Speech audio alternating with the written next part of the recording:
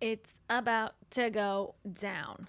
This is gold, straight up. This is gold straight up, everybody. I hope you're ready for a wild ride and a wild wheel of interesting topics to chat about today. Big facts. Hey, we're going to be dropping some. Priceless, juicy nuggets. And the women that we'll be talking about, this is what I have to say about them. She's savage. And it's going to be so funny. Deep belly laughs. Hell yeah. And again, any woman that we talk about, Her charisma is straight up off the charts. it's going to be. This is so profound. Also, I'm going to be asking. That's a very dynamic question. Okay. I sort of screwed that up twice.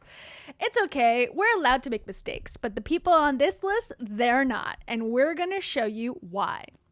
So let's get right to it. Let's hawk to it. How about? Whatever happened to hawk to it, girl? I miss her.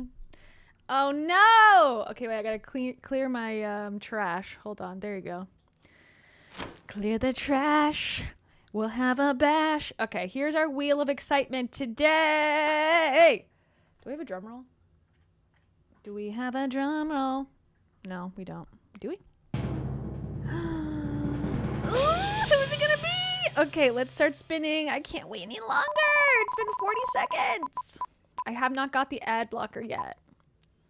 Yay! Ned Fulmer comes up first every time. And why am I talking about him again? Well, it appears that last week when we talked about him, I just thought he was a wrestler now. But apparently that was part of a wider project he has brewing, which is the most cringe idea this dude could possibly have.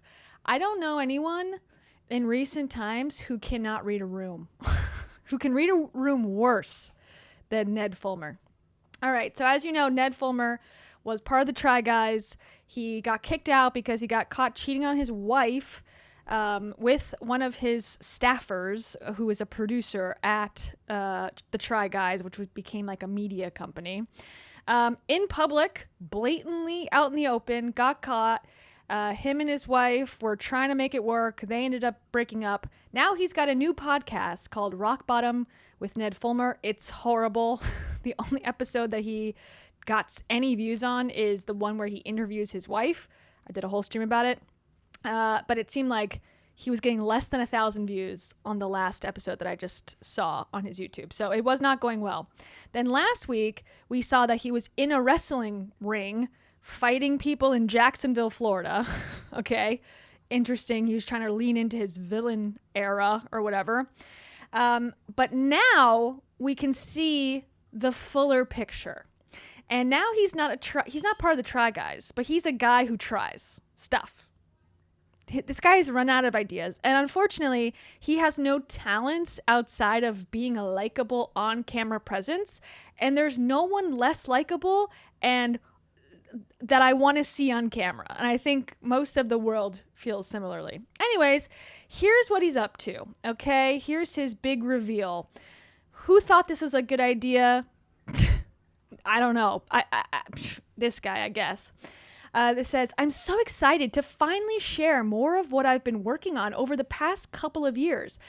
So he wasn't, paying back his dues that he, screwed up with his wife. He wasn't trying to repair the relationship. He was working on a passion project where he's the star of the show. So he's revealing that the last 3 years have been basically him trying to rebuild his career, not really trying to work on the marriage. Now, I know I'm taking a leap there, but this is quite a lot of footage, I will say. Making people laugh and learning new things has always been my passion. And this time, I'm taking it to a whole new level with some incredible guests, organizations, and challenges that push me completely out of my comfort zone.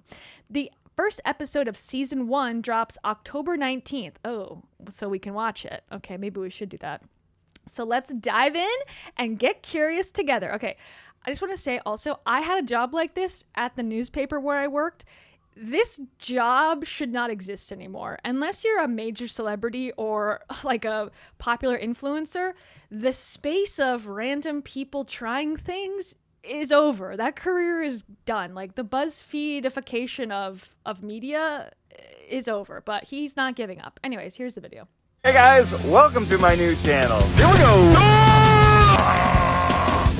Oh, that is so good. Each week, we'll be dropping videos that focus on curiosity, empathy, and comedy. Yeah. I'll be pushing my body and mind to the limit. What's happening mile 11 through 15? Blisters might be getting worse. We'll go all the way up to 8 Gs for feeling up to it.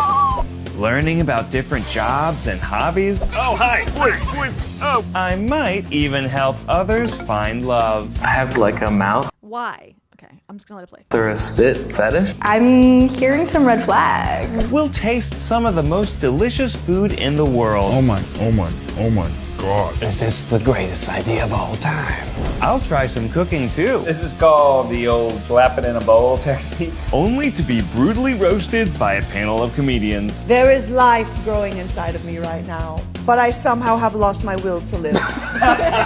And possibly punished. So join our community and hit subscribe for more videos that make you curious. See you next week. Anything for your art, though, right? Anything, but we must sacrifice for art. Building a more curious world. I'm curious about your mental disorder. That's the only thing I'm curious. What personality disorder do you have? Because, man, there's so many other jobs. Apparently, he went to Yale and got a chemistry degree. Like, that's not usable at all. You got to go try food.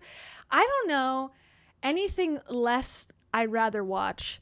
Unless it's like Anthony Bourdain did it for me, obviously. But anyone else trying food and going, man, that's good. I really don't love content like that for the most part. Okay, I just want to stop on one part that makes me so angry. What is this? What is this? Are you a toddler? You have chocolate on your hands and you're home aloneing. I've never seen something so juvenile and stupid. I hate this guy, obviously.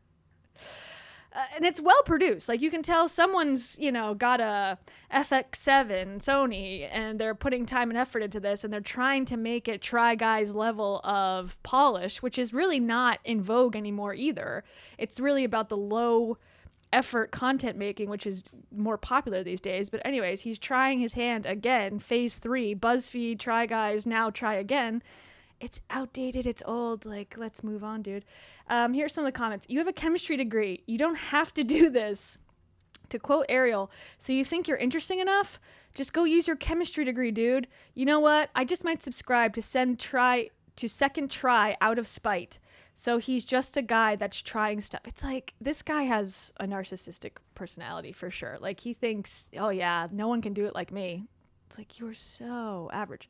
Anyways, okay, what is this? Ned Fulmer's doing some crazy things with his new project. He explains the viral clips of him popping up. Okay, let's hear it. Tell us all about this. Like, how did this start? Yeah.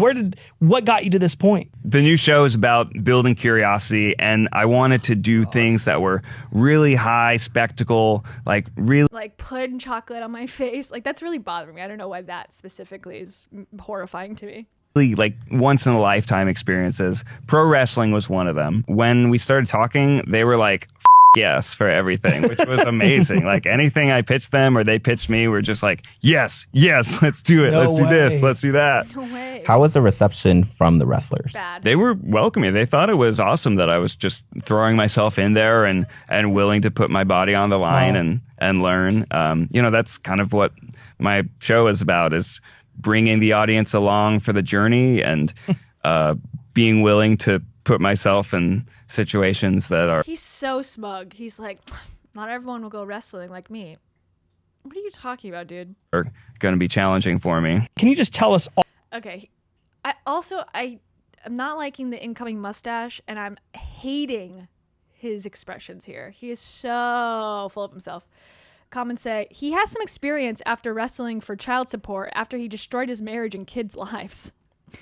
Guy's fighting for his life to not say try. Yeah, no one cares what Ned is doing. Yeah. Okay, here's another one. Our first 2 videos, oh god, there's 2 videos now, are on the YouTube channel. Excited for you to check them out. Okay, here we go. Ever wondered what it takes to be a pilot? Let's find out. What's a G? He wasn't even off the ground yet. He's always, woo! He knows his angles. Okay, anyways.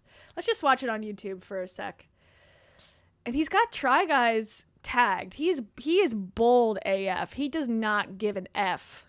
Hey guys! Hey guys! I guess I could have watched it on the big screen. Sorry. What I've been doing, not healing, not apologizing to my wife. I've been wrestling and eating spaghetti. Oh God, blind dating. So he's trying to be the Jubilee channel now. So this is a different channel. This is Ned Fulmer's channel because his other one is Rock Bottom with Ned Fulmer, and that was previous. Oh, he's an actor too. Did you know you can hire him to be in your performance? That's a different channel, which used to be his and his wife's podcast that they shared together called Baby Steps, I believe. Anyway, so here's the videos. What I've been doing. Okay, so this is from the same shoot where he was like, Hi, I cheated on my wife, and I'm really sorry about it. And I developed a vocal fry in the last 3 years, and I'm sorry. Here's my stupid wife. Same location shot, same shirt, so he just like batched, I guess. Didn't watch Secret Dating, Blind Dating. This one. Can we stand it? Can we stand the cringe? Okay, let's see. We don't have to watch the whole thing. It's 19 minutes.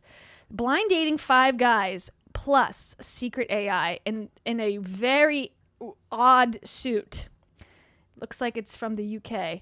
This is him, his attempt to try to be the Jubilee channel. Okay, here we go. Highly produced. This guy's blowing money on this, so it seems. Bachelorette is going to blind date 5 single guys looking for love. Your friends would call you an international playboy. Nobody wants to be stuck with one girl. I like to dance and treat you like a queen. Could he have, okay, not to be totally mean, but where did they find this bunch? Where did they find these 5 dudes? They're setting her up to be screwed no matter what. Okay. And I'm being mean, I'm sorry, but come on. Come on. Catch, one of them is secretly an AI. I have like a mouth or a spit fetish. I'm hearing some red flags. Hi, I'm Ned Fulmer, and welcome to Future Love, a show that explores dating, love, and technology in the future. Artificial intelligence. What is he thinking? What is he thinking? Where is his agent? Get him off the stage. Get the hook. Intelligence has absolutely exploded and taken the world by storm. Billions of dollars are flowing into this new industry that is supposedly going to change the world with its lifelike dialogue and uncanny ability to replicate human speech. This is what my voice sounds like when I clone it. Everything from fake Drake songs to vibe coding. It seems like it's... This is like 10 years ago. I'm telling you, this content is... I don't get like the monologue about why it's relevant today and oh my God, did you see that CBS interview? It's like there's so many better options to get this content. A content creator with hundreds of millions of views, the co-host of the Tiger Sisters podcast, which is all about finding money, power, and love. And I also hear you are a matcha entrepreneur? Yes, I'm the CEO of my own matcha company, which I founded. The music is gonna kill me. I'm not gonna this is not gonna be able to be monetized. Okay, we're 2 minutes in. We're skipping around because it's so boring. There's the physical attraction, but I think more importantly, there has to be like a mental attraction. I really like the witty, funny banter, and they're just... Why is he standing this way? Why is his jacket shorter than it should be? Okay. Just has to be some like intellectual zing, you know? Mm-hmm. So the third part of my formula for love is what I call an X factor. Okay. I really like people who are super... He's not a good host, I'm sorry. Asari Shepard, welcome and thank you. Asari Shepard says, what is going on now? This is Ned's dating show. For some reason, he's decided he's an expert at love. Okay, we haven't seen the men yet. Let's get into the meat. He's really selling me on this. Asari... Be elite. That's my advice for you. And also, the best, goodest, good girl you ever met in your life. There you go. That's what Ned thinks he is, but in the boy form. Okay, thanks, Asari. This is really specific. I'm nervous. I know. Can we get rid of this stuff? Close your eyes. Unnecessary. Let's bring him out. Okay, all right, you may open your eyes. Budget did not go to the You know, screen. let's just get to know these definitely human people. All right, contestant 1, could you please start off by letting me know your name and your favorite food, and then we'll go down the line. I'd love to hear this from every contestant. Okay, I'm contestant number 1. Okay, I can't. I'm sorry. I'm sorry. Who did she pick? Oh, you have won a first date with Cherie. Come on out here. Hi. Come on out here. You have won a first date. Good job. I'm a great host. Hi. Hello, how's it going? Nice to meet you. Yeah, good to meet you. Congratulations, you guys. You have won a $100 gift certificate to a restaurant or golf or anything of your choosing. Hope this date happens. Let me know how it goes. Will. Hope this date happens. He's committed to nothing, apparently. What's Ned's final thoughts? That's what I want to hear. Thanks for watching Future Love. Will someone pick an AI in the future? I don't know. It's the blind dating show featuring a secret AI. Click here to subscribe and click here to watch the next video. We'll see you next time. Rough. Rough. Do we like that? Do we like that? No. Did we like it a little bit? No. Okay. Okay. Well, Ned, good luck on your future endeavors. I'm sure you'll be back on the wheel next week. And Asari Shepard, thank you so much once again. Asari Shepard says, Ned Fulmer has a dating show? I'm dead. Yeah, Ned Fulmer has a lot of things, and it's Audacity. Yeah. Hello? Hello? Who asked for this? Nobody. No, we're not a cult. The only person in Ned Fulmer's cult is Ned Fulmer. He's a cult of one. Gotta love him. Okay. Let's spin the wheel for the next one.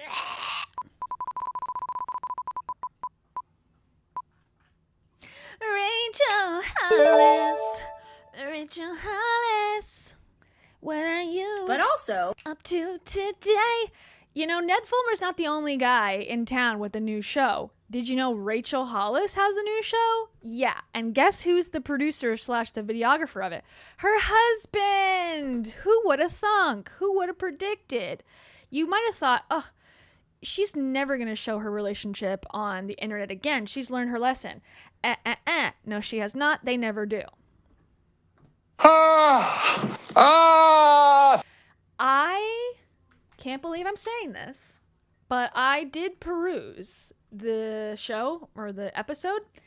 It is really not good. They've already yelled at us. I will say, I don't know, Yelled at again, us. who's the audience? I think the only thing that she's doing this for is to show off Kez, to show that she has a, there we are, oh my God, it's me. To show that she's got a husband. So if you were wondering, you know, how it's going, she'll show you him and she'll have an actual counter that says Kez counter every time his fingernail appears in the shot.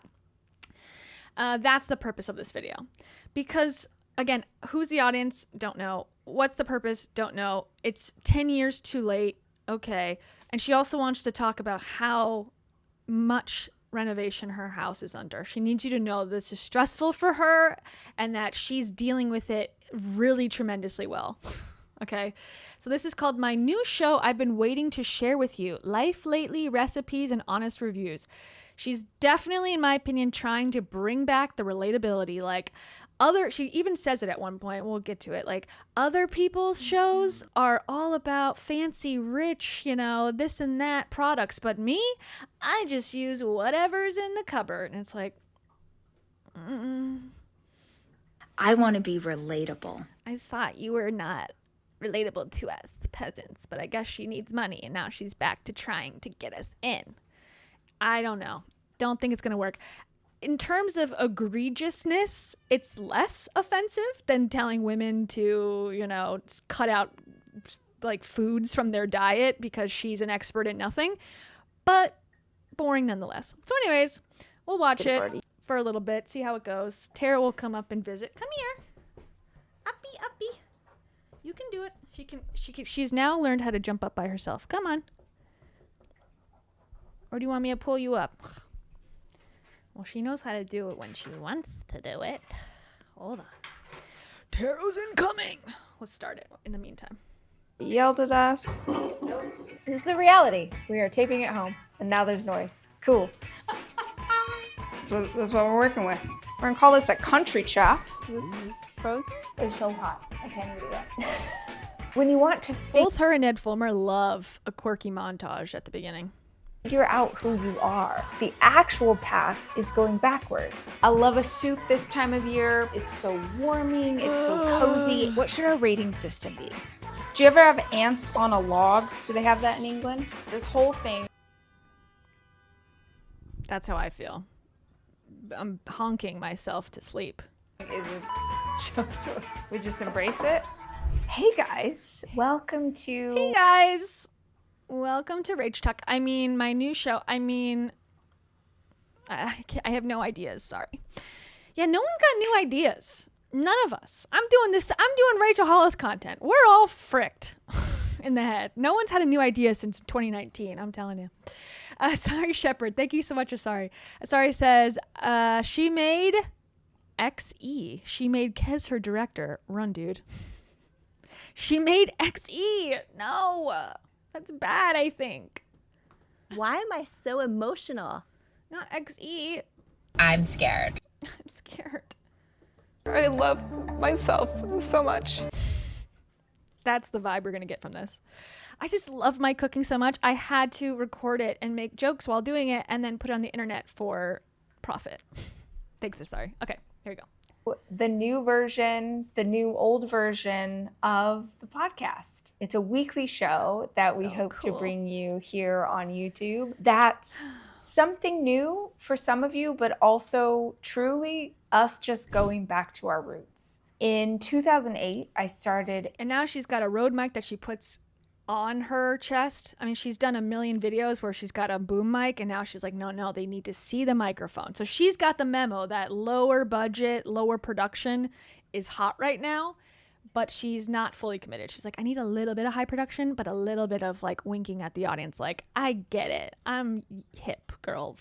A lifestyle blog. We're getting a makeover.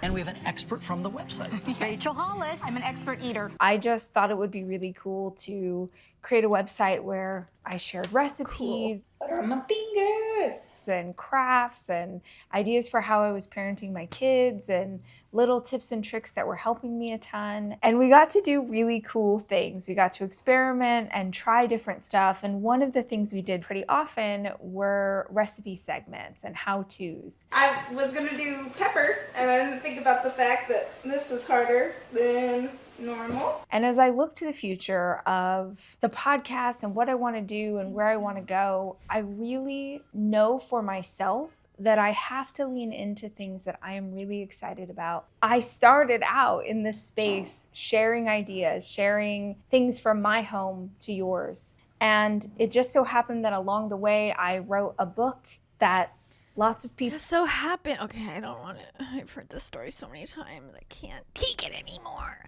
Sorry, Shepard. Thank you so much. Sorry says, my phone typed out. LOL. Okay, fine. I'll forgive you this one time. Okay, I'll forgive you for your typo. Silly, dumb, incapable. I'm just saying. Also, I'm gonna stomp you.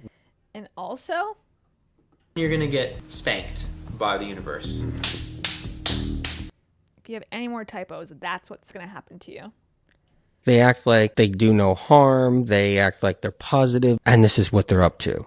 That's the keyboard on your phone. Okay.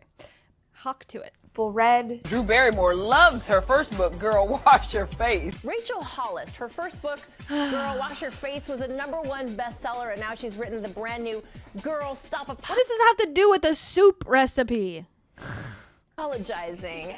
And suddenly then I was the girl who had answers for everybody, right? I was the, like, I'll tell you how to do this and I'll figure out that. And I'm so grateful for the time. I'm so grateful for the experience of getting to do this work. But I'm over 40 now, and I feel like we are getting into what comes next. What's the next half of my life gonna look like? Once you turn 40, you have nothing more to offer the world.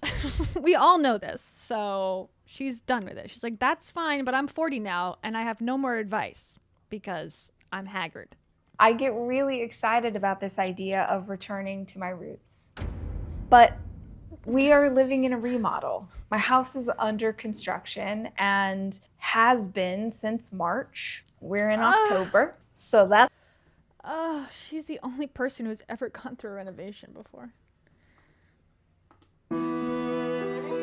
That's how it's going. And I'm like, well, I can't do that because I don't have this space to offer up. And I thought, man, this is like the opposite of what I believe. It's the opposite of what I would tell you if you came up to me at, you know, a coffee shop and said like, hey, Rach, I want to do this thing, but I don't feel like it's the right time. I'd be like, oh.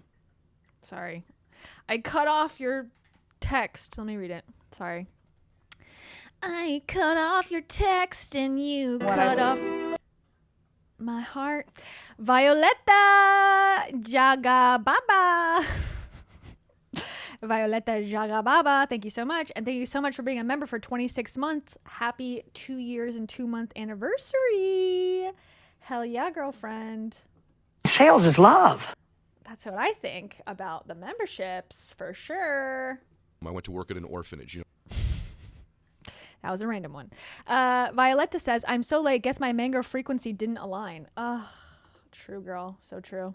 The mango frequency. That's for you. Also, now that I found it again. Clear, clear, clear. We're all clear now. And let's get some brainwash. Comment the word brainwash and we will send you the entire episode. Thank you, Violetta, and welcome back. Okay, back to it. I'm so bored. Girl, just go for it. Just do the thing. Like, start exactly where you are with what you've got. And exactly where I am with what I've got is a $2 million property in Beverly Hills. Ah, the horror. She can't start a podcast in that condition.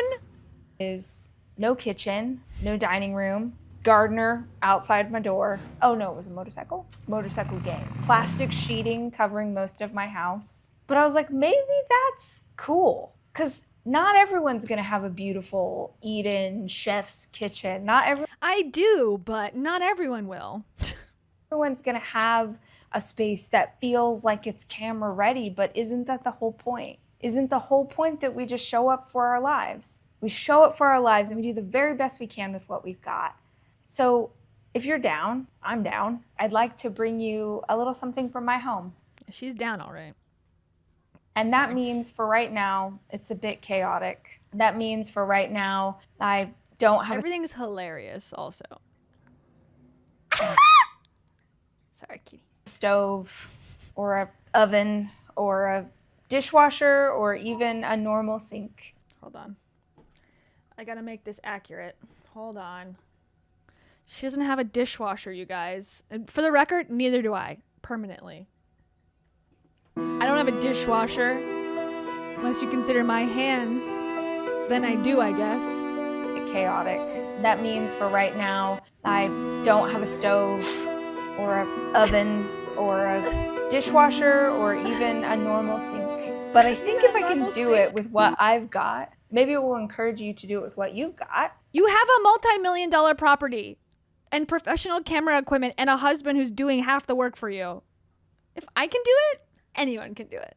And at the very least, I hope to entertain you. Oh, and I also shared this in the broadcast channel. I hope to include a segment here on the show where you send postcards about your happiness. Okay, great. We're skipping this. Boring. From school, baby, we'd love to hear of the show. This is our very first episode of the new show, and I hope you love it. Here's my husband. My husband's here. He's here and he's real and he loves me and he's hot and he's bulky and he doesn't let me eat anything, but don't worry about that, ladies. Also, that camera, overkill.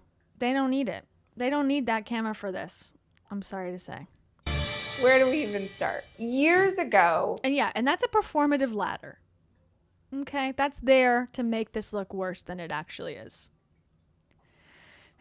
Continue. We used to do these cooking segments on Facebook, I think. We didn't even have a YouTube channel. We would do them on Facebook and we would show some recipes that we had from the site. I wanted to do that again. I felt like if we were going to start the process, it would be fun to begin with a recipe that we made back in the day. So we actually have old footage of me making this the first time. And I wish I could tell you we've come a long way since then, but honestly, our surroundings might have been better last time because at least we get it. We get it. You're in a home reno. We get it. Had a working kitchen. But I figure if I can do this recipe without a working kitchen, then you poor people who don't have working kitchens always can probably do it. Right now, how can she be so insufferably boring? Good question, Jamie Lynn Kerma, whatever your name is. Okay, let me read some of these. Philly turned Texan, thank you and welcome and happy 1 year and 3 months. Also, you're not freaking fine. True. Philly turned Texan says, how can she be so insufferably boring? Well, it's quite the skill. It is quite a skill and you master it over time. Take her course, she'll teach you how. Marcus Stenberg, thank you so much. Marcus says, Kia, will you host a true crime docuseries about what happened to Jack? Please don't let them get away with this. Yeah, well, they always get away with this. Jack. Let's all compile the last time we saw Jack. Now, she did mention Jack in the first second. Okay, we're at 5:41. Everyone remember that. Okay, I'm just playing this part back. Jack was here, he would have already yelled at us. Okay, so he has been mentioned within 1 second. So does that mean he's on a vacation? Well-deserved, because he's literally moved from LA to Texas and then back again to work at this one-man band mess of a company? Yes, let's hope. I think he lives in a van or something. I don't know. There's a lot going on with Jack. And why do I know this? Because they had a whole podcast about it. And I don't know why I have this information, but it was made public to me. So there you go. Okay. Back to it. Thank you so much. And this is for you. My family thought I was off my rocker. Accurate. Okay. Thank you, Marcus. Working kitchen. Then you could do this recipe in whatever kitchen you've got, which probably whatever shithole you crawl out of and live in, you dirty lowlifes. That's what her facial expressions tell me. Sorry. Is in better shape than mine. So we're going to be making a chicken lemon artichoke soup. Boo! Love a soup this time of year because it's so warming, it's so cozy, and because you can throw anything into a soup. We're going to start with our base, which is going to be one of my least favorite things in life, dicing an onion. I really hate dicing onions. And here's the Kez counter. Okay.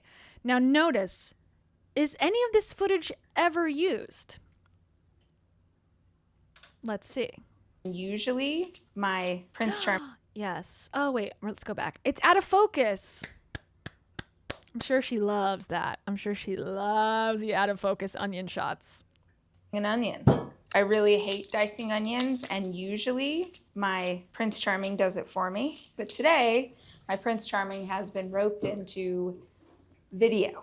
Now, I suppose I should have turned this bad boy on. Oh my Lord, it's not plugged in. Whack in a little olive oil. God bless this pot. It's the only pot that we have not in storage right now. Did you know she's moving and their house is not perfect right now? Did you know that? And she only has one pot. How is she's so amazing. She has so much courage. So we have cooked essentially everything that we've made this entire time we've been in this house in this pot. The thing is... Oh yeah, I see you talking about Jeffrey. Jeffrey passed away. Poor Jeffrey. Rip Jeffrey. Jeffrey was the cutest dog ever. Rip. It looks really crazy, but you should have seen it even 2 weeks ago. We did not have floors in here. And I don't mean like... We're still talking about the home reno. Got it. Oh, we stripped it back to the bare wood. That's what we have right now, the bare wood. I mean that there was no floor all the way down to the basement. So we've improved quite a lot. When you do this at home, you're definitely going to want to use a garlic press, but we don't know where ours is. So we're going to... Because their home's being renovated. I don't know if you guys knew that. And Kez is from Europe, if you didn't know that either. Do a rough, we're gonna call this a country chop. Like you live out in the country, you keep it rustic, you like big cloves of garlic, which honestly is great for this time of year because garlic is awesome for your immune system. Also, I'm excited for my fingertips to smell like garlic for the next 6 weeks. Riveting. Remember that you feast with your eyes first. We eat with our eyes, and anytime you can add color to something, it's gonna make it more beautiful, especially a soup or a stew. So when I saw this bunch of rainbow carrots at the store, I was like, we have to. All I want Wait, what? is to be like, I went, like, you ever see that thing where like Gwyneth, she'll like go out to her garden and she like picks, she's like, oh, I just, you know, these are some gooseberries that I picked from the garden. That's all I want. Not to be Gwyneth, but to have a robust kitchen garden where all the produce, like Martha. This is so pretty. It's turning me on. That's all she wants, guys. That's all she wants. She doesn't have it because she's just like us. But that's all she wants. It's just a gooseberry garden, which she could have if she wants to. She lives like not that far from Gwyneth Paltrow. Okay.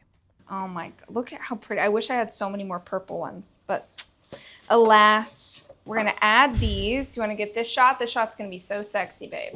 All right, hold. Babe. Holding. Babe.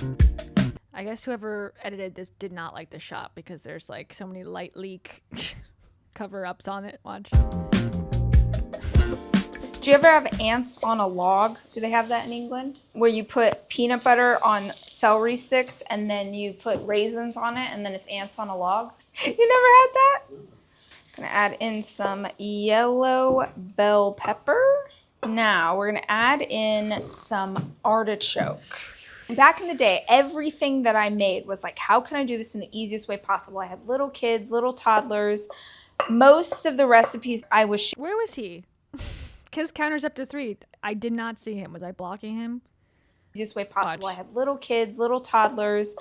Most of the recipes I was They're reaching. Sharing were like how to pull this off as easily as possible. I'm older now, the kids are older, and we do like to try, especially on a Saturday when we have a kitchen again. Oh, our Saturday dinners. But I do like to put more effort into things than I used to because I just enjoy cooking and it's a fun, relaxing hobby. That being said, I still wouldn't have done these artichokes for you fresh. It's like an hour to prep an artichoke. When you have a working kitchen here, it would... Did you know she doesn't have a working kitchen because she's doing a home renovation? I'm sorry, I'm going to keep saying that. And also, Kez is in the shot, guys. We need to acknowledge this. Kez is there, and he doesn't know how to use a video camera.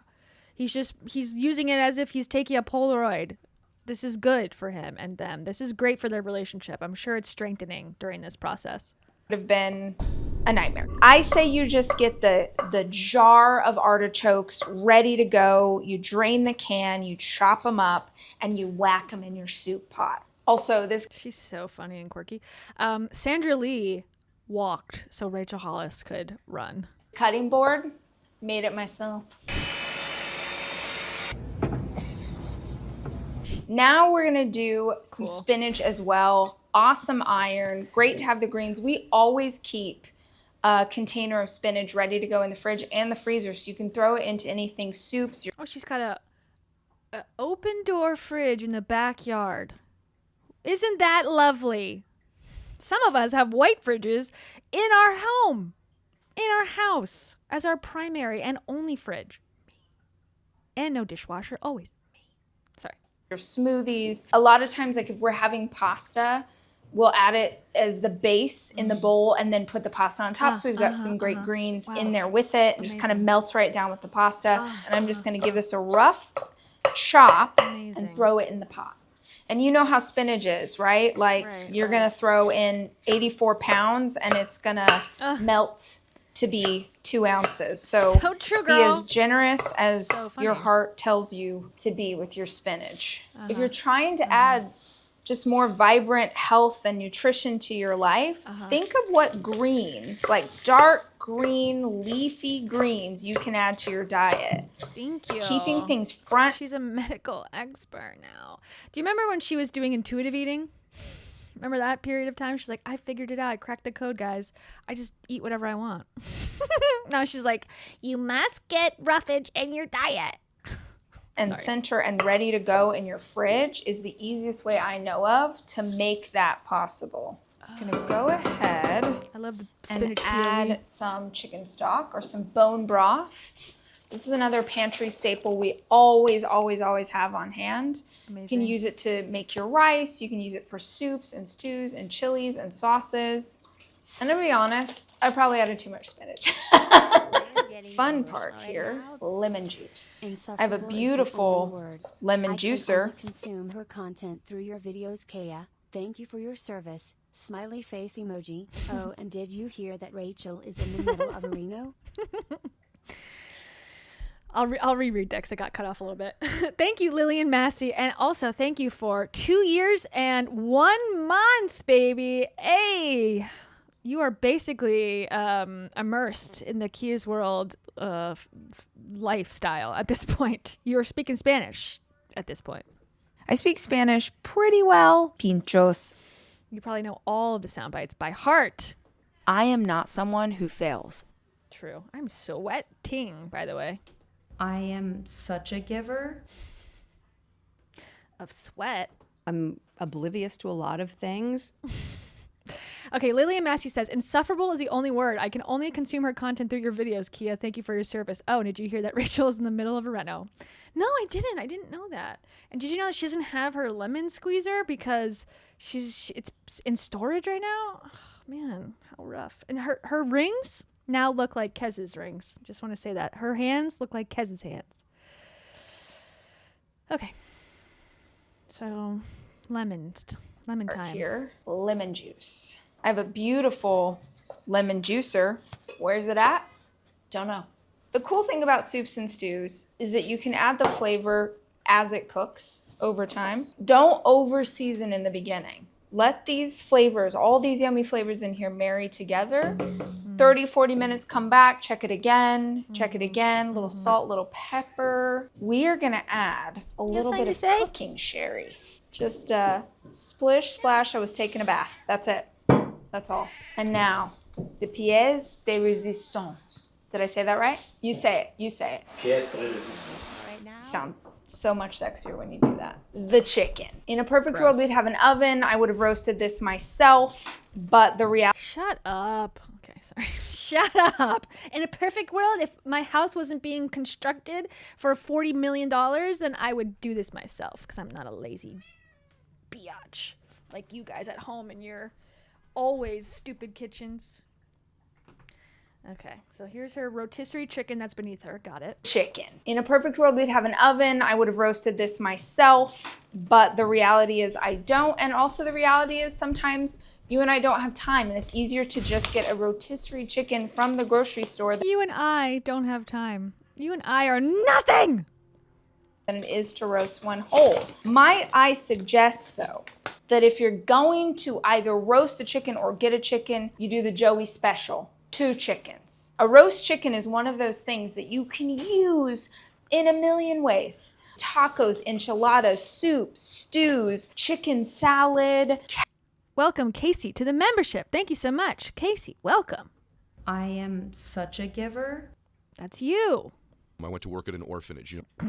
I'm oblivious to a lot of things. Man, I'm repeating. Sorry. We need a new one. You are privileged AF. That's for me. I am privileged AF. Thank you, Casey. Casseroles. You can debone it, put it in a Ziploc bag, put it in the freezer if you're not ready to use it now. There's just so many ways to use it. So if you're gonna go to the trouble of getting one or roasting one, roast more than one if you can. I'm on my last leg. The wishbone. Baby, you want to make a wish? Baby. Big moment. Let's wish for the same things. Baby, you want to make a wish? Baby. That's a look of hate. You're telling me these people love each other? Okay. Okay, sure. I'll buy it. Here we go. Baby, wish time. You better wish the same thing as me. Mogul status for me. Okay, sorry. The wishbone. Baby, you want to make a wish? Big moment. Let's wish for the same thing so it comes true no matter what. Oh, wait, you have to do it with your pinky? Yeah. there's no way. This is Yes. He's recording that, right? He blocked the camera, the other camera that was recording, to get that shot. Did they use it? No, because he can't work a camera apparently. Sorry.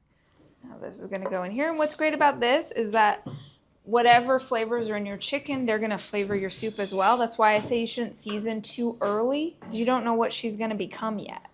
The last thing that I'm gonna do before I let this simmer is just to add some fresh herbs. And I'm gonna add some fresh rosemary. This is the only thing that I actually had in my garden. This was my Gwyneth moment. I did go out and pick this myself. Then we're gonna do some thyme. Amazing. Thyme is in my soup. Yes, it is. You like that? Everything just got So hilarious. into that pot. So you cannot yet judge the flavor of what this soup is going to become. I want to make sure it has enough seasoning to enhance the flavors, but I'm going to let that simmer for a while before I season it again. So everything sort of comes together in a better way and we see how it really tastes. So while I let this simmer, going to clean up this table, do all the things. I thought it would be fun to have a segment here on the show where we review things. Call it Honest Reviews, Rach Reviews, and today... No. I want to review a new fall-themed dessert from one of my favorite bakeries, Milk Bar. Now, Milk Bar is really cool because they ship their desserts all over the country. So all those places do. Goldbelly, they ship. That's like the company that will go to these famous places and ship stuff out to you. But okay. Wherever you are watching this, you can probably get one of their cakes nearby. But let's wait and see how this fall-themed cake is actually going to taste.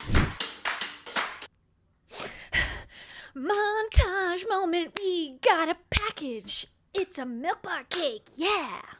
I'm just jealous because I want a Milk Bar cake. And if you love Milk Bar, they have Milk Bar lotions and soaps at Bath & Body Works, and I didn't buy any, but I saw them and smelled them. They had one that was like pretzel cookies. It smelled great. But I'm a snob when it comes to what bottle shape.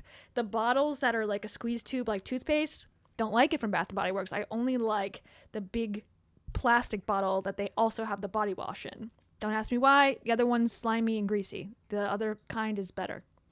I said what I said. Opening facts. Rach reviews.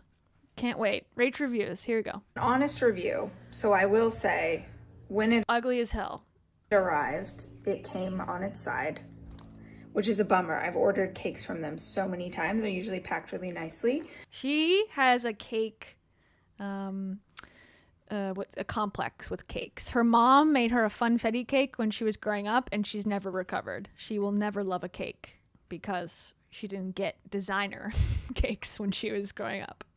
This one wasn't. Like, it doesn't look great. Like, I feel like if this was the Great British Bake Off, Paul would have some opinions about this and the way that it looks. But we are gonna taste test because taste test is what we're about. But to be fair, it did ship from New York to LA. It's quite the distance, but okay. But we're still gonna give it a shot. Okay, so here's sort of the moment of truth. Great angle.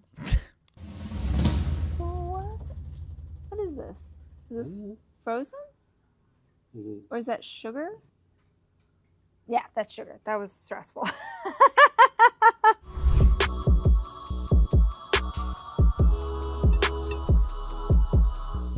This is Milk Bar's seasonal dessert. These people are so far up their own ass. Give it up. Ned, Rachel, give it up. Give it up. It is a pumpkin cream cheese coffee cake, which is right up my alley. What I loved about it was, first of all, it's a cake. If I have to choose, I'm going cake all day long. Over cookies, over muffins, over anything else. It's my favorite. But you've got layers of vanilla cake with like a brown sugar situation. Okay, what I said earlier stands. I don't care. I don't care. And it looks a lot better than I thought it would based on how it arrived. So I'm going to give this, what should our rating system be? I don't care. Sure. 4.1. Yeah. Okay, great. Pet peeve of mine, when people have a rating system. Okay, there's this guy I like to follow. I'm sure some of you follow him too. He's a guy that goes exclusively, it seems like, to the Minnesota State Fair. He pops up on my TikTok like once a year and tries like every food at the Minnesota State Fair. His ratings are like 4.75. Can you just figure it out? Can you give it a 5 or give it a 4? I'm never gonna go and try these foods. I don't understand the decimal point rating system. Is it necessary? No, because then you'll say a pickle was a 4.76 and then a popsicle was a 4.82. I don't know. I can't remember that much. I want to know ranking 1, 2, 3. Probably that's all I need. You have to pick one of them. These people who make up these systems, like, or in ice skating, like, stop it. Okay, sorry. It's my pet peeve on rating systems. Woo! Woo! Literally. So this guy's been simmering for quite a while. My favorite thing to do on a Sunday this time of year and into the winter is just put a big pot of stew or big pot of soup on in the morning and let it simmer all day. And then people can just go grab some as they get hungry. With this one, you can choose your carb. So I can? Thank you. I'm going with a wild rice because, again, I just thought it's so pretty, so hearty. But you can do any kind of rice, a potato. You could get some delicious crusty sourdough and have this. You could have this with no carbs at all and just go protein and greens and veggies that are in here. But our family tends to like a little bit of something. It's so hot. I can't eat it yet. It's too hot. Did you know it's too hot?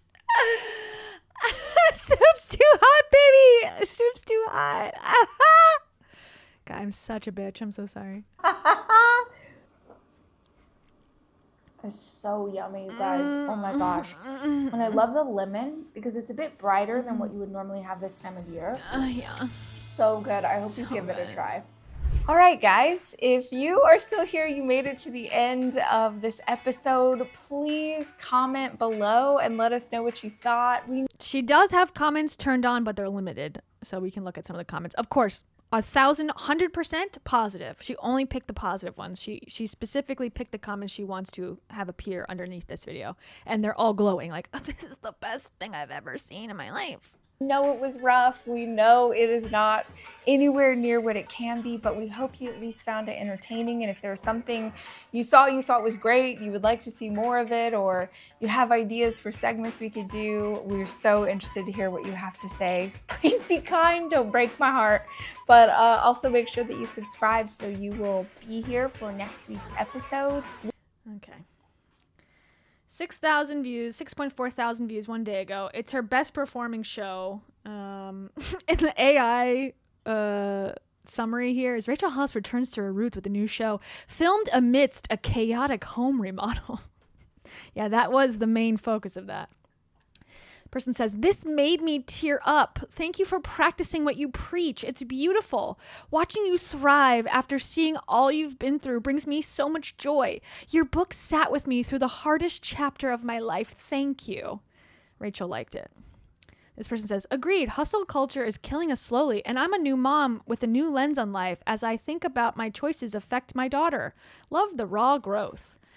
I've seen you grow for years. I was rooting for you. You were touching the sky, going higher and higher, and now you've expanded. It feels as if you no longer strive for height, but rather grow inward, exploring the nooks and crevices of your own universe, reimagining yourself. It's amazing to witness. Okay, that has got to be an AI bot that she is paid for. There's no way that's a real person. Mirka 2009. Give me a break. There's no way that's real. This person says, real, so extra tired of all the perfectly polished everything out there. Yay, you. I'm learning I'm leaning in with you, rooting for you, and looking forward to more of your new show and this new, renewed, real way of sharing all the things. Another bot. She liked that one. Yikes. Okay, well, everyone loves Rachel again. Are you Rachel? And she says, yes, I am the one that made the lemon. Okay, that's what's up with her. So that's going on. Good luck in her future endeavors. Can't wait to see what riveting content comes next. Great work, girl. You're an inspiration to all of us. And now I'm in the void. I'm in the dark again. All right, let's time to spin wheel. Let's go and do now.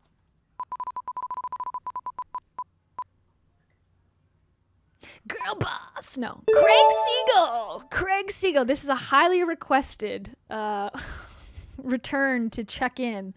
Craig Siegel. So he is one of my favorite soundbiters that's ever been a soundbiter on this channel. He's in the positivity section of my soundboard, which is saying something. Okay. He's famously known for this. This is gold, straight up. Okay. He said this about Heidi Powell. Her charisma is straight up off the charts. Also said this about Heidi Powell. She's savage. Also said this about knowledge. Priceless, juicy nuggets. He believes this is important. Big facts. And he loves to laugh. Deep belly laughs. And he doesn't take things too seriously. No big deal. Also, this is for everyone watching right now. Thank you so much for watching, as always. I want to go to Denny's with you. I do. All right, so this is Craig Siegel. And guess who's his one and only testimonial is from Heidi Powell, who says about Craig, "You have a wonderful way of engaging with people. You're gifted, living in your purpose and doing what you're meant to do. It's awesome." Okay, this is Craig. If you don't know who this is, he's a guy from Long Island, and he's going to teach us about life. And he's got all the lessons because he had to reinvent himself when he was disbarred, allegedly, from his finance job for like committing fraud, allegedly. So he had to restart his career, and so he became a motivational speaker. He interviewed Heidi Powell, and it was quite entertaining, I will say. It was quite the interview. Since then, it looks like he hasn't been up to much. He claims to be a Wall Street Journal best-selling author. Doubtful. Host of the CLS Experience. Guess what CLS is? Any guesses? Put them in the comments. If you guessed creating lasting symphony, then you'd be correct. If you guessed that, weird. He's a global speaker, coach, marathoner, which is apparently really important to him now, a TEDx speaker, and he wants to inspire you, okay? And he wrote a book called The Reinvention Formula. His videos, like I said, 2 months ago, he made a edited video, 209 views. Not great. 2 months ago, also 74 views. 3 months ago, 25 views. Very low, very low. But he does do live streams. Also low. 11 views, 7 views, 22 views. I've never seen these people in my life. The most interesting thing I saw was Superman 2025 review spoilers. Apparently, he's a big superheroes fan, and I think he's slowly trying to get into the superhero content game. How long? Here, let's just watch for a second. Let me zoom out. It's very good audio. You know it's going to be wonderful. Craig Siegel, CLS, Fantastic Four, 2025, first steps, adding a theater reaction. Had a phenomenal time at the movie theaters. Best part about this movie, I think, is the casting. Vanessa Kirby, absolutely on fire. I know there's a lot going on about Pedro Pascal. He's everywhere. Fits the role. Me personally, never a big fan of the Fantastic Four, probably because the last couple of movies really weren't that good, if I'm being honest. I'll tell you this. He's got a lot of thoughts on the Superman franchises. I mean, superhero franchises. The marketing team for this movie did not do it any justice. It was significantly better than the trailers indicate. The movie has stakes. The villain, terrifying. Galactus. This had 9 likes, 0 comments. Okay. Probably because you can't hear it. And then this is a live stream. This is just interesting, I guess. We don't have to listen to it. There are spoilers, so just give you the vibe of what he's trying to accomplish here. Okay, we are live. Welcome to Superman 2025 spoiler review. This is actually our first movie review. We have a platform spirituality, business, motivational speaking. And now for the first time ever, I'm tapping into one of my biggest passions, which is movie reviews. See the movies anyway. His true passion? He's got a company about spirituality, business, motivation, etc., but his true passion, movie reviews. Do that, dude. Your other content's not getting any traction. You might as well go straight, make a YouTube channel of movie reviews. Why not? Anyways, I figured maybe we can watch a popular one, and that's not saying a lot. His most popular on here is 109 views. And Heidi is right there saying he's a gifted man. But his programs are to transform your life and business with our signature programs. Cultivate lasting symphony. Must be the weirdest self-help slogan I've ever heard. You can join Foundations Level 1, Elevation Level 2, or Coaching. How much do you think CLS Foundations is? Let's see. Ignite My Growth. Level 1. I feel like I'm entering Scientology. Oh, gosh. Don't look at that. Never mind. I don't want to go on that. It's going to give away all my information. What else? Why can't I ever see I guess they do that on purpose, so I can never see the prices easily. Apply now. Well, I need to give him my goals, so then he'll tell me how much money he needs from me. Okay, let's just pop into a random one. How about, let's look at the latest one. This is from 3 days ago? No, 6 days ago. Okay, 11 views. Who is this person? I don't know. But he's got a sign that says, "But did you die?" So you know he means business. Okay, last one. Okay. We are live. Heck yeah. You ready to get nuts, brother? Let's get it, man. Let's lock in. What he said there was, "You ready to get nuts, brother?" I know it's a little garbled. Live. Heck yeah. You ready to get nuts, brother? Let's get it, man. Let's lock in. Okay. On today's episode of Playing Small is Canceled, we have a very exclusive treat. Yeah, this is called Playing Small is Canceled. I just want to hear from Craig. I don't care who this guy is. I wanted to ask you a couple of things I think will really hit with the audience today. Yeah. Anyone that doesn't know your story is going to find out, and they can grab the book. And I would also encourage everybody to grab a second book for someone they love, because I think this is your universal language and applies to everybody. It's beautiful. But I wanted to ask you, way back when you had that injury that kind of changed the trajectory of your life, what is it like? What is the experience like when you had to face that, and that very moment challenged your current identity? What? Yeah, man. What the fuck are you talking about? I don't even know what these questions are. I'm struggling. Okay, also, this is kind of wild. Okay. I thought, obviously, by the title, right? I was like, well, I'm not going to touch this one because this is probably someone, in his life that's passed away. This is called Honoring Our Angel, right? From 5 months ago. And I clicked on it. I don't know what's going on. And he's acting as if we should know who this person is that died. And even if we didn't, it doesn't really matter. So we'll play this one for a minute. Hello. Happy Tuesday. I just wanted to hop on for a second and just open up my heart for a minute. So, gotta send one more text. Bear with me.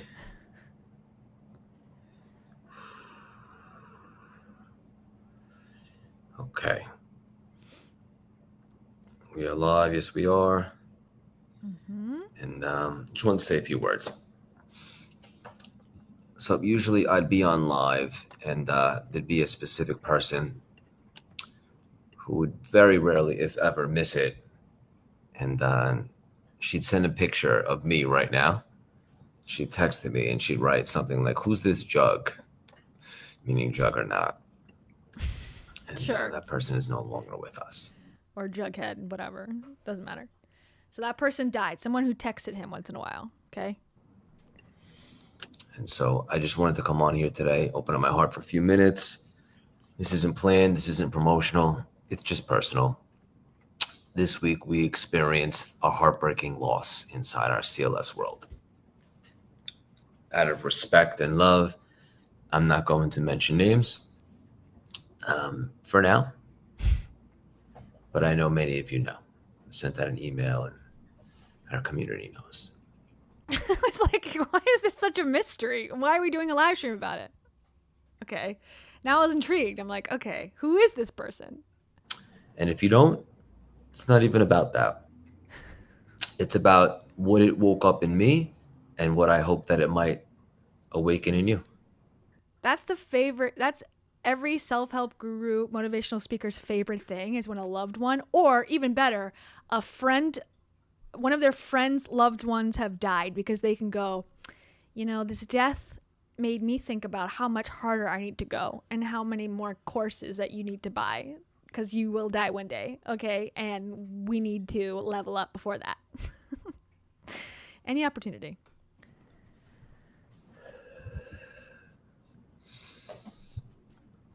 Life is fragile. Sorry.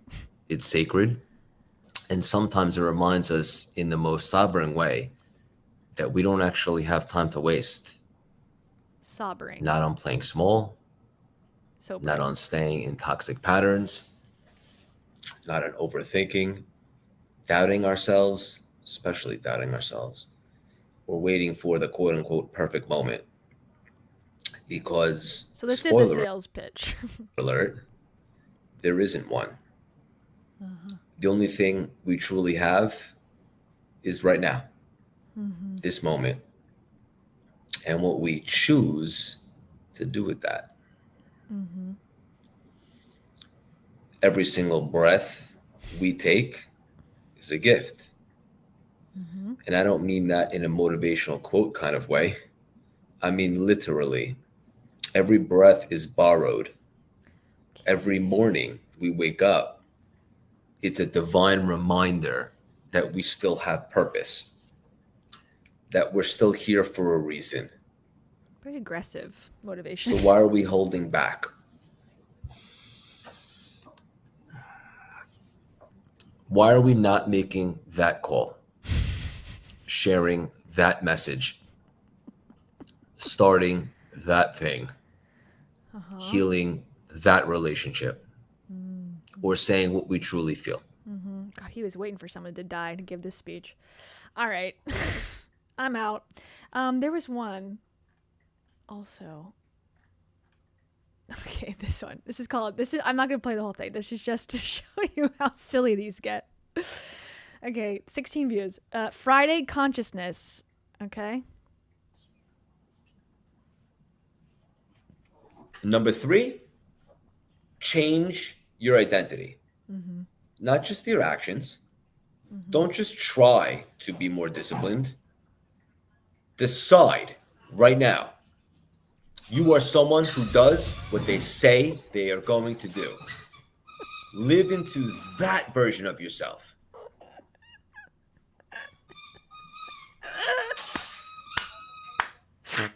Spoiler alert. The world doesn't give you what you want. It gives you what you're in alignment with, what you're an energetic match to. What is the world giving him right now? Squeaky, squeaky, shut up. Squeaky, squeaky, shh. Silence. You want more success? Start with more integrity. So hilarious. You want more opportunities? Start by being someone the universe can trust. He's being so serious, and the dog Want more confidence? The dog is having a full-on attack in the background. Oh, that just tickled me. Tickled me. Fancy. Okay, got to go to level 1 to get that kind of wisdom. You gotta pony up. The free content's covered by dog squeaky toys.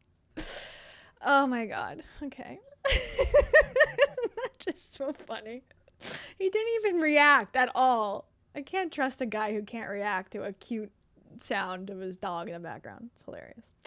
All right, Craig, we wish you well. Craig is running marathons. We're going to see his Instagram before we leave Craig. Gold straight up. He is gold straight up, though. This is gold, straight up. He's always my favorite. You ready to get crazy? Ready to get nuts, man? That's what he tells everybody at the beginning of his interviews. Okay, we'll just go on his Instagram one more little time. He got married, everybody. He got married. Congrats. And he does marathons. Okay, you want to see a wonderful picture? Look, it's just a normal picture of him running a marathon. Yeah, just a great photo. Here's him adjusting his junk. I'm glad that you included this in the lineup.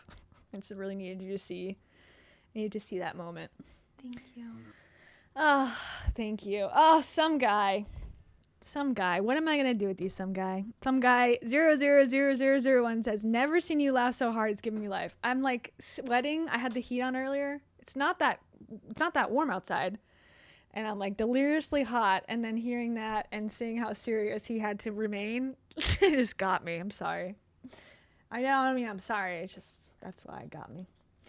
That's why it got me right in the feels. Priceless, juicy nuggets. He really did promise deep belly laughs. He delivered. Deep belly laughs. Oh, man. Gotta love him. Let's see. Difference between chasing and allowing. I think of two different gods. One of the spiritual world, which is what we all subscribe to, which is creator, source, divine. Okay. The people that are the most spiritual and have the highest consciousness are the most powerful. They can snap the finger. Okay. So he ain't got nothing going on, unfortunately. Bye, Craig. It was nice catching up. Toodaloo. All right. Next. But first, before. Sarah H. Thank you so much, Sarah H. Sarah H. picked the pair character with the blowhorn. You know what? I have a blowhorn. You ready? Just kidding. This is a real one. Sarah H. in the house. This is so good. This is so profound. No big deal. It's all for you. It's all for you. Me can come. It's all for you. Okay. Spinning. Winning. And spinning. Ah. Heidi Powell. We must check in. Okay. Well, I think Heidi got in trouble with her boyfriend. I think Heidi went too far in the podcast with her new boyfriend, Ryan. Ryan. And I think it upset him because she was saying, you know, how amazing Dave was and how Dave made her feel and Dave. And after like 5 minutes of that, the guy was kind of like shifting in his chair like, okay, let's move on to a different subject. So she posted this picture of Dave, which is, you know, like, can you let the guy rest by now or what? But okay. It says, feeling safe to remember and miss my best friend. Okay, so here's her and her boyfriend. So this is a flashback. We watched this, I think, we didn't watch it in full, but maybe we can watch some more of it. But we watched some of it, and the part about Dave came up. So here's the refresher. Do you miss Dave? Do you think about it? It's hard for, I think, a man in a relationship to understand the connection that I had with Dave and how they were broken up. Just reiterating, they were broken up when he died. It shifts and almost lingers when someone passes away. He was my absolute best friend that I had ever had, ever. I hid how I felt about him because I didn't want the person I was dating to feel hurt by him. And so for you to genuinely care about how I feel, how I miss him, what he meant to me, to hear you feel grateful for experiences that I had with him, it actually helped me move through grief in a way I didn't know I could. Like, to the question, this is a weird post. This is just objectional. No, this is just weird. I don't know. do I miss Dave? I will. How many photo shoots did you guys have? You were together for like 2 years and you were basically on and off the whole time. How do you have 400 professional photos? Always miss him. My family's always going to miss him. My kids will always miss him. And I'll always have so much gratitude and love for exactly who he was in my life. The more I'm loved. And then all of a sudden, seamlessly, now it's the new boyfriend gets video footage. Weird. It turns from missing to appreciating. Yeah. I have so much gratitude and so much gratitude for you. We would all be so lucky after we're gone to have somebody speaking the best parts about us. Like, we would all be so lucky. Yeah, we all will be so lucky. Too bad Dave had fake ass friends like Mel Robbins and people who dropped him the second that it was no longer profitable for them. The only one that's a real ride or die is Heidi, to be fair. She is a ride or die. Now, she's using him still for her own personal gain, which is not great, but at least she talks about him. Rachel, Dave never existed in her life. All the other buddies that used to be hanging around the self-help space that like Dave, disappeared. Heidi, she's still there. That's all I'll say. To have someone talking about the good times, keeping the beautiful parts about us alive. I would be so grateful for someone to do that for me. Do you miss?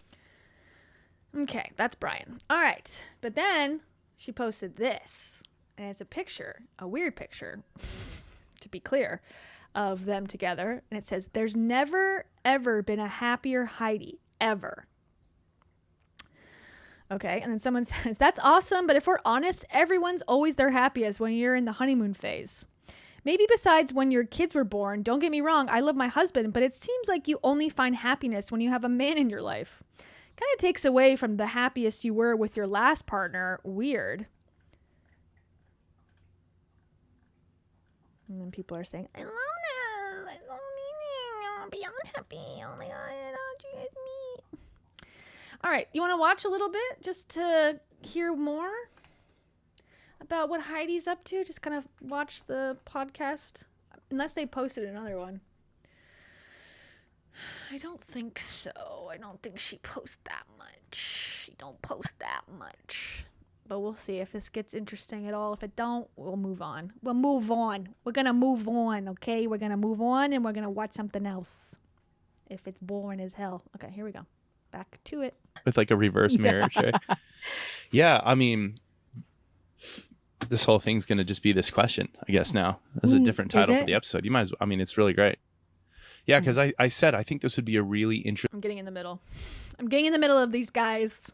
They need to keep their hands away from each other. They need Jesus in between, and I will act as he. Amen. Interesting thing to do for many reasons, obviously. Not the least of which is that was, you know, he was a person and it was a relationship and just a dynamic that was so interesting to so many people. This is him talking about Dave still. And connected to so many people. I thought this would just be like a really fun thing to talk about and process at some point. I really did. When I first met you, though, and I have no idea. I'm not a therapist. I don't know how grief works. I'm not a doctor. But grief is, and mourning is, grief is a weird animal. You know, it's like a new partner. Grief is like a new partner, I think, that like stays with us and comes and goes, visits us daily in different ways, you know? Yeah. Reminiscing, sadness, you know, like whatever, all the different things. I'm not sure it ever totally goes away. It probably like fades in the distance a little bit. But when I first met you, I remember when you tell me about your life and getting to know you, I remember telling you this too. And it actually came up on my birthday when we were glass hunting. Weird. Oh, and you can tell the story in a second, but it came up, Dave. You can tell it. It was on Insta. Yeah, so it was you can yeah. You'll just remember more detail than I will. But it came up, and I remember telling you, and I really thought this, and still. Okay, what is glass hunting? I just thought, oh, it must be like them on a beach looking for beach glass. Or are they shooting glass, or what's happening? Is glass like a name for an animal? What does glass hunting mean? Someone fill me in, please. Think this, that we would all be so lucky after we're gone to have somebody speaking the best parts about us. Like, we would all be so lucky to have someone talking about the good times, because we don't all have great parts. I know. We have ugly parts, all of us. We've all made mistakes, some of them big. And we would all be so lucky to have somebody, an ex for that matter, still talking about us, keeping our name alive, keeping the beautiful parts about us alive, which I do think is what happens the longer someone's gone, is you just reminisce the good stuff. Yeah. I'll drive you guys. I remember I still think that. And I remember imagine I'm the Uber driver and they're just like they're doing this podcast as I'm driving around. You guys want me to do another loop? All right. Got it. telling you that. Keep Like, going. that's really cool. I would be so grateful for someone to do that for me, you know, because many of us, we go and then we're forgotten, you know? I know you, and you've mentioned that before. It is sad that, like, I don't know, after so much time, it's like you're just a thought. You're not even a thought to a lot of people. Yeah, I mean, I don't know if it's studies about this. I hear it all the time. Within like 2 generations, your own family doesn't really even talk about you. Wow. It's just the way we are as Wow. humans. We move on with our lives and we get busy and we do our things. And so, yeah, I remember that specifically. Number 2 was like, it was just a part of getting to know you. Like I said, This is a weird photo. He looks pained. What's going on? Why are they cringing together at a diner? didn't know you. I was shocked that you and Chris were divorced in 2024, almost 2025. I was like 5 years behind the times. You know, I had no idea. I was like, wait, really? So, and I didn't know him. I didn't know his life, anything. I knew nothing. So it was just, it was who you are.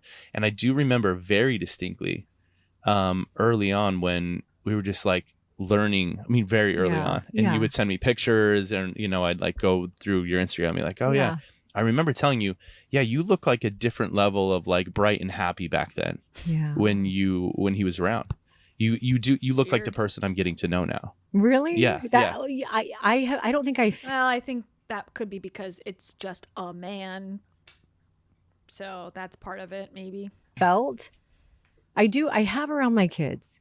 So the version of me that you see is the only other people besides Dave that ever really have gotten that are my kids, because I can be young and silly and fun with them.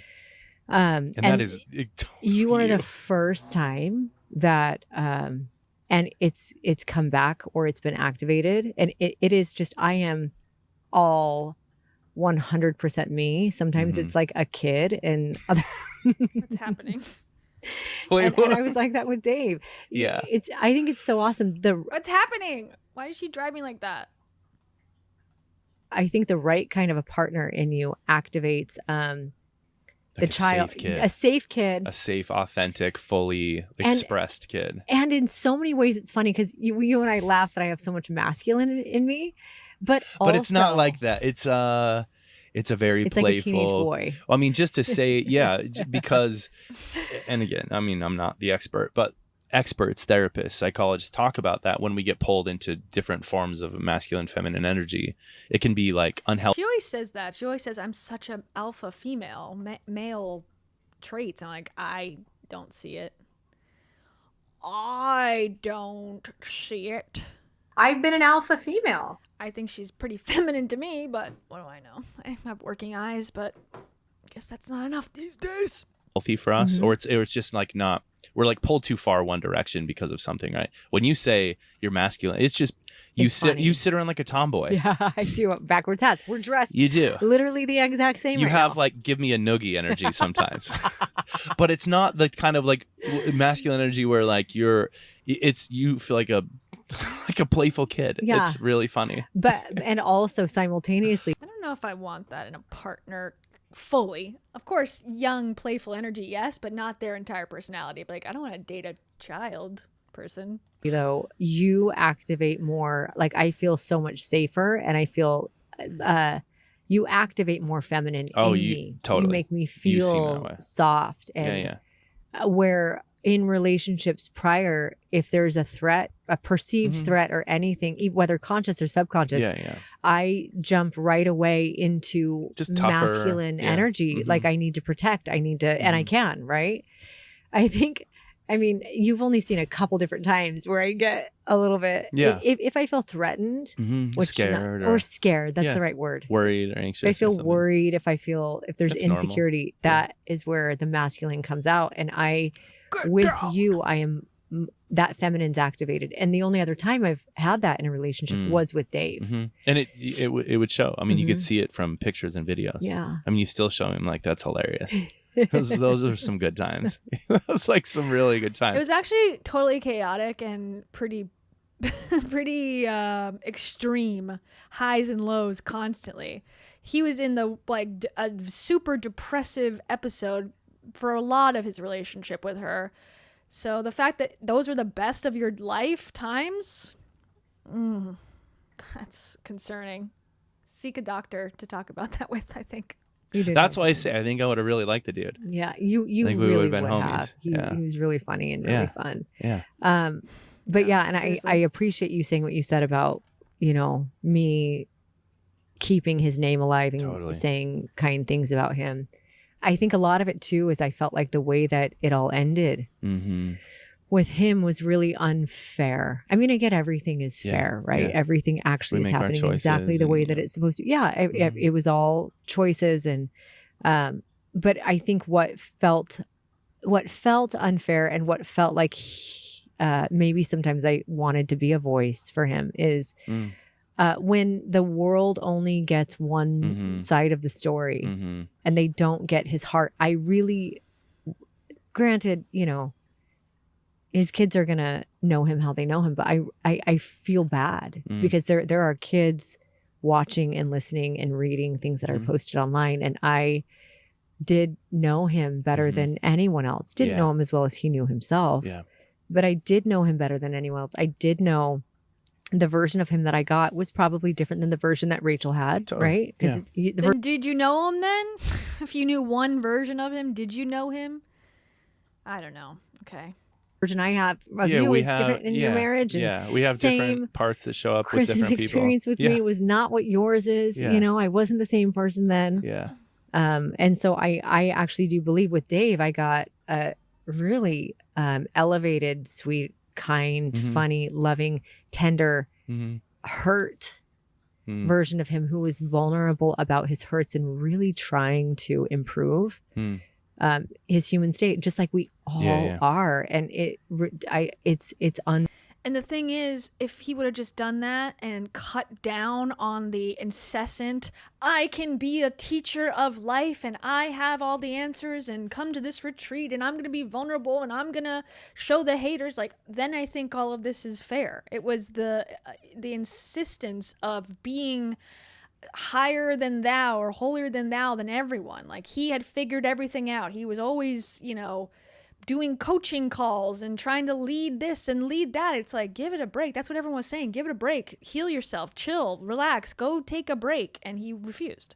Unfortunate that it ended the way that it did. And I think if I could have kept that from the world, I would have. Because I just don't think that's not an accurate picture of who he was. Those were moments. Those were parts of a whole. Yeah. Yeah. And had he been, we wouldn't be together today. We both knew that it wasn't right, but yeah. It would have been a fun friend group. It would have been. Can you imagine? Would have been. Life's hilarious that way. It's so funny though. Life's so funny. Especially the older you get, it's kind of just so hilarious that he died and he's not here to be in our friend group. It's so hilarious. It's who cares? I know. Yeah, who cares? So yeah, I think that stuff is it does feel like you've moved through grief or mourning over the last while too. I have. Because you can express, there's nothing to hide. Yeah. Really. I know every story about everything that's ever. Every story. And sometimes I have people from my past that are like, but does he really know you? Oh, he really knows Oh, he me. knows the story. But does he know the story? He knows the story. story and more that you don't know. And the other What's the story? Tell us the story, please. one that you No, he knows. And same. I know. And same. But I love so much that you feel safe enough to tell me. Oh yeah. Everything. I feel like tell us. I want to know. I'm curious. Yeah, I think everyone listening, most of us, I really do think everybody listening has stories or things that they're so afraid that if people knew they would be judged for and would be loved. Shamed and they're shamed, embarrassed or guilty and I get it because most people do judge. There's very few people that you can go to and say, I'm taking off the mask. I'm showing you every single part of who I am. Well, we all judge. Yeah. We all judge. So it's I would Well, Dave and Heidi judged very harshly against the dark corner of the internet. They were harshly judging people who critiqued them on the internet. So again, it goes both ways. They don't see it. They're like, well, no, we're innocent victims. It's well, you're doing the same exact thing that we're doing to you. But you're the ones putting yourself out there on a public platform, and Reddit is a self-encompassed, place where people meet to talk shit. It's like, just don't go on that website. Like, it's, I don't know. I just feel like they complain, but then want the fruits of the success, but then they can't handle the negativity. And it's like, you have to deal with both. That's a dictatorship if you can only have positivity 100%. Anyways, and it's like in their control to not read it. Now, that's not our fault, but they'll say differently. I would judge this too. I don't feel like Yeah. I don't feel like I do. I think we all judge. Heidi definitely judges, and she's pissed. She's like, I don't fucking judge. He's like, you do. Yes, you do. Yes, you do. We all do. No, I'm different. I'm angelic. Judge. So it's like, yeah, I would judge. I would judge this too. I don't feel like Yeah. I don't feel like I do. I think we all judge. Some of us judge harsher than others. Some of us probably judge. We all judge different things than others. I know I judge. Do you? Yeah, I know. Everyone does. I know I'm judgy. I don't feel non-judgment. I don't feel judged by you. No, I don't feel that way at all. Maybe we judge because we have to categorize. I think I heard Jordan Peterson say something like, we all judge. Oh no. Because that's what we're doing. We're like categorizing in our head. I was gonna say like what's going on. We're making sense of it, so we're judging. Yeah. But maybe we don't all shame other people. Oh yeah. Okay. I mean, I don't know. Yeah. But Heidi has shamed the haters on the internet. Dave shamed the haters on the internet too. So again, they're bringing shame, like, oh, these people have no lives and they're just talking shit about us. That is shaming the people talking shit. Like, so again, they're not any better. That's probably a really good distinction between like what's another word for judging? Like you're categorizing it. You're just putting it in like what place it context versus like you're shaming it. Because I can say, oh, that thing's that thing without saying it's bad or wrong. Yeah, because I do think maybe I'm making sense. I mean, but Heidi has said also, and Dave, and I'm sure this guy would, talking negatively about them on the internet is inherently wrong. Okay, that's a judgment. That's an opinion. I disagree with that. I think it's important to have discourse where negativity is allowed to give people perspective of there's two sides to everything. Some people garble up this bullshit and buy it and give money to these people, and some people think it's absolute horseshit, like myself. It's important, I think. Anyways. And in deciding if it's aligned when I hear something with me. But I will not shame people. Yeah, I really no, won't. No. Yeah. Okay, I think that's really important. I don't think that's which is probably why Dave also felt safe with me. Yeah, you don't have that energy at all. Yeah. But where do we want to go from here, Ryan? I feel like 52 minutes. I feel like there'd be I don't feel like any other question's gonna land as well. Yeah. Do we want to wrap it up? Do we want to ask anything else? Yeah, this is so funny because I thought like at some point I was interested in being like, hey, I think it would be a fun discussion just to listen, and I think your audience would really love to hear like this question. Yeah. What do you miss Dave? Do you think about it? What's it like for you? I think that's such a good question. I would tell you one day we should do that. You actually did. I just want to sit and ask you, or like let people ask questions, and then it just went there today. Yeah. So I don't think. Yeah, I don't think. I mean, we can talk about skincare. No. I mean, do you want to hit a peptides question real fast? Let me ask you this. How does it make you feel? This is actually a really interesting thing. Okay. How does it make you feel? Because I'm very sensitive to you are. No, you are. How things and you have make since you the very feel. beginning. Yeah, like any posts I've done, because, if you're listening to this and you've watched posts that I've done with Dave in it, I have always asked you, and I know I don't need permission. And also I care so much about how things impact you. I think there was a previous relationship where that was very difficult. And you've always been, I think, you've been very honest, very good, very understanding. But how does it make you feel? I know you want to do like that. Because I know you're really good about it. You wanted to do a podcast about this. Totally did. Yeah. Well, and I mean, your life in all aspects, the people that have been, these were things we were talking about from the very beginning. Yeah. The stories, the good, the bad, the ugly. I mean, it was all on the table right from the beginning. So I've always been highly interested in really what made you you. Like what? Yeah.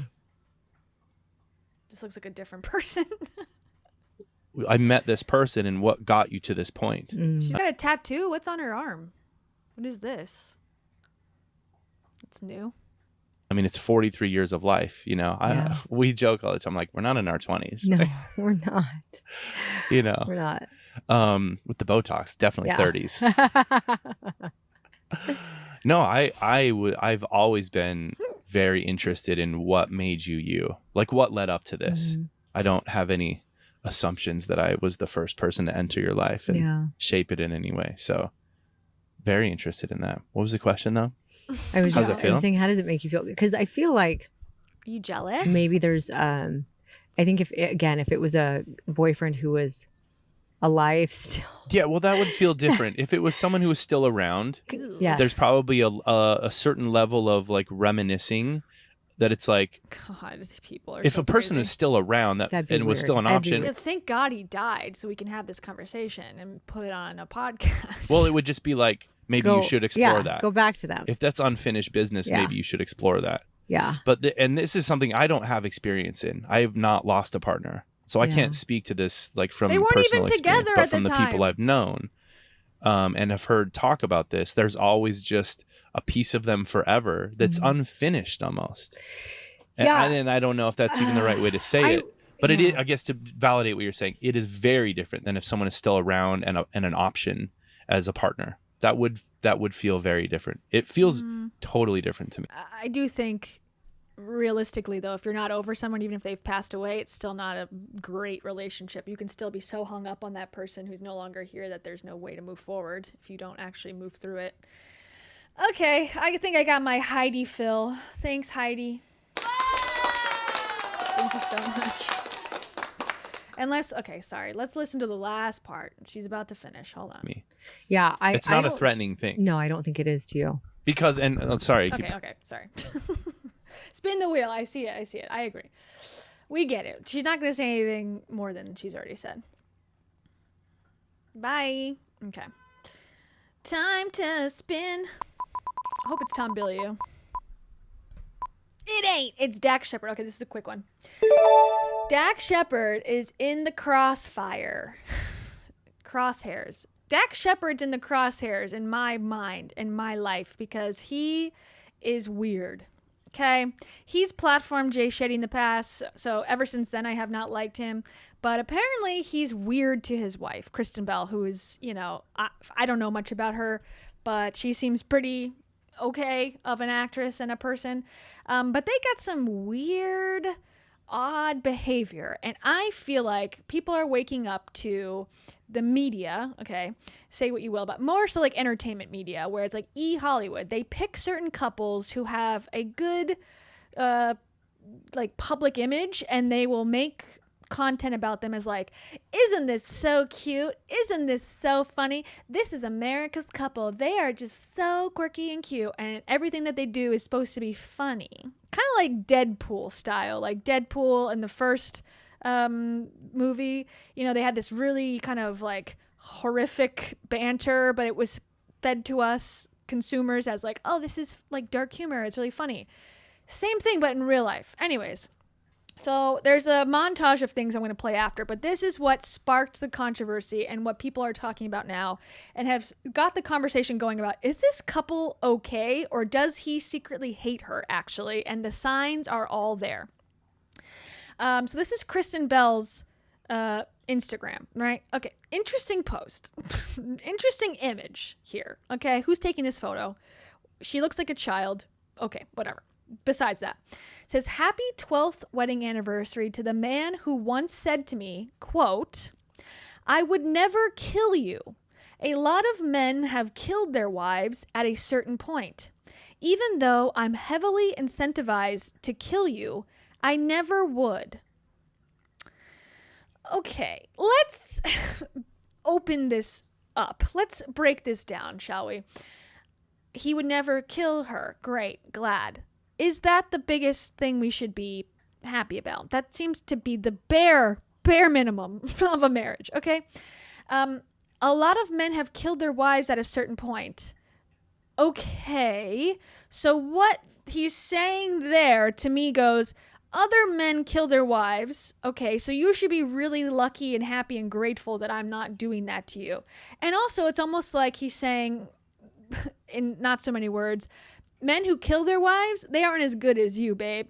You're better because I could kill you, but I won't because I like you so much. And women who do get killed by their husbands, they weren't as likable as you. Now, that's a stretch. I agree.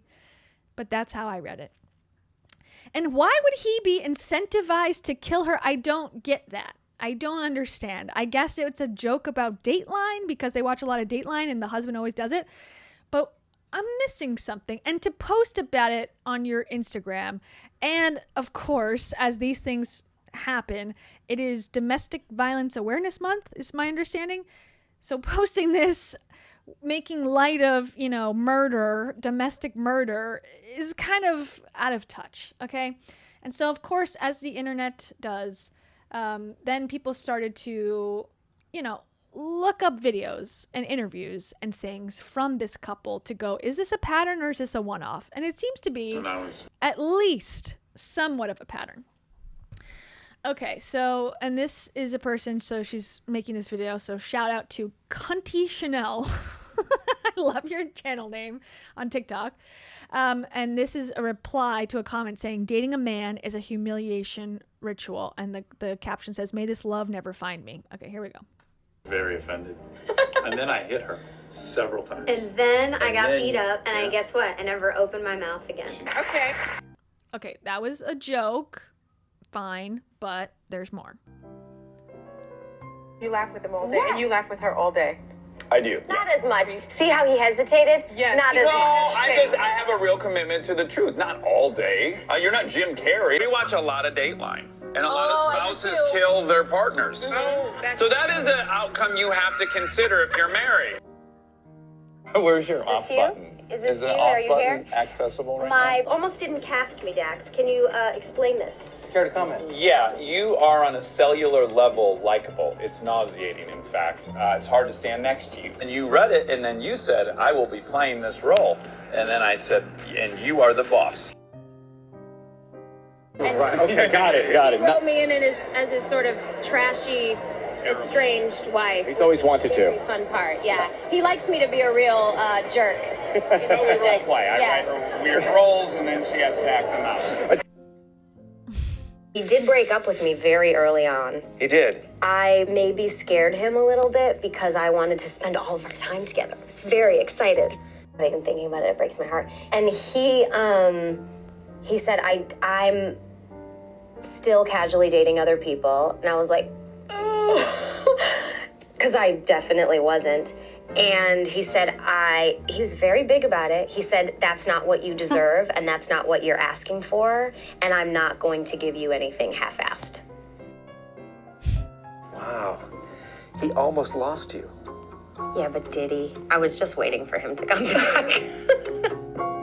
We were conditioned to see this as looking romantic and cute and funny and real instead of the fucking subjugation and oppression that it is.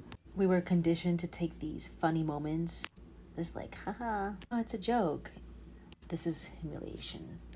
I agree. Okay, so I thought that was a good take, and her finding those clips was impressive, I think, because I was starting to look for clips and I could not find them. Yeah, and there's also, like, this is from 8 years ago. This is kind of what she's talking about, like, Kristen Bell and Dax Shepard, funny moments, and some of those moments are like, yeah, I could murder her, but I don't want to. It's like, okay. And there's one, it's kind of short, but he is, it's the other interview of Dax talking about Kristen Bell in that, like, black and white podcast. So he essentially is admitting, and I guess there's some, I don't know, positivity about, you've described yourself, like, I want to give him some credit for being honest about this, because I feel like if you're being honest about your feelings, at least we know where you stand. But I think his honesty shows a problem still. I appreciate the honesty, but I think it's concerning what he's saying here. Because it seems like, yeah, if the narrative that I'm seeing here is that he deep down is so insecure and hates her because she is a lovable, likable, happy person, you know, I do think that's when fights happen and things occur. And there's some other one. It was like, before we get to this, it was when she won an Emmy Award recently, he posted a picture of her essentially naked. And, you know, it was kind of, I think people thought it was funny, like, oh, they're just razzing each other. But at the same time, now looking back, people are saying, well, maybe that's him trying to shame her because he's jealous that she's successful. So he's putting a picture of her naked to show, like, you know, I can expose you kind of thing. And again, could we all be reading into this? Yes. Could we also not be? And there is something to be said here or to use as an example? Yes. I think so. So this is from July.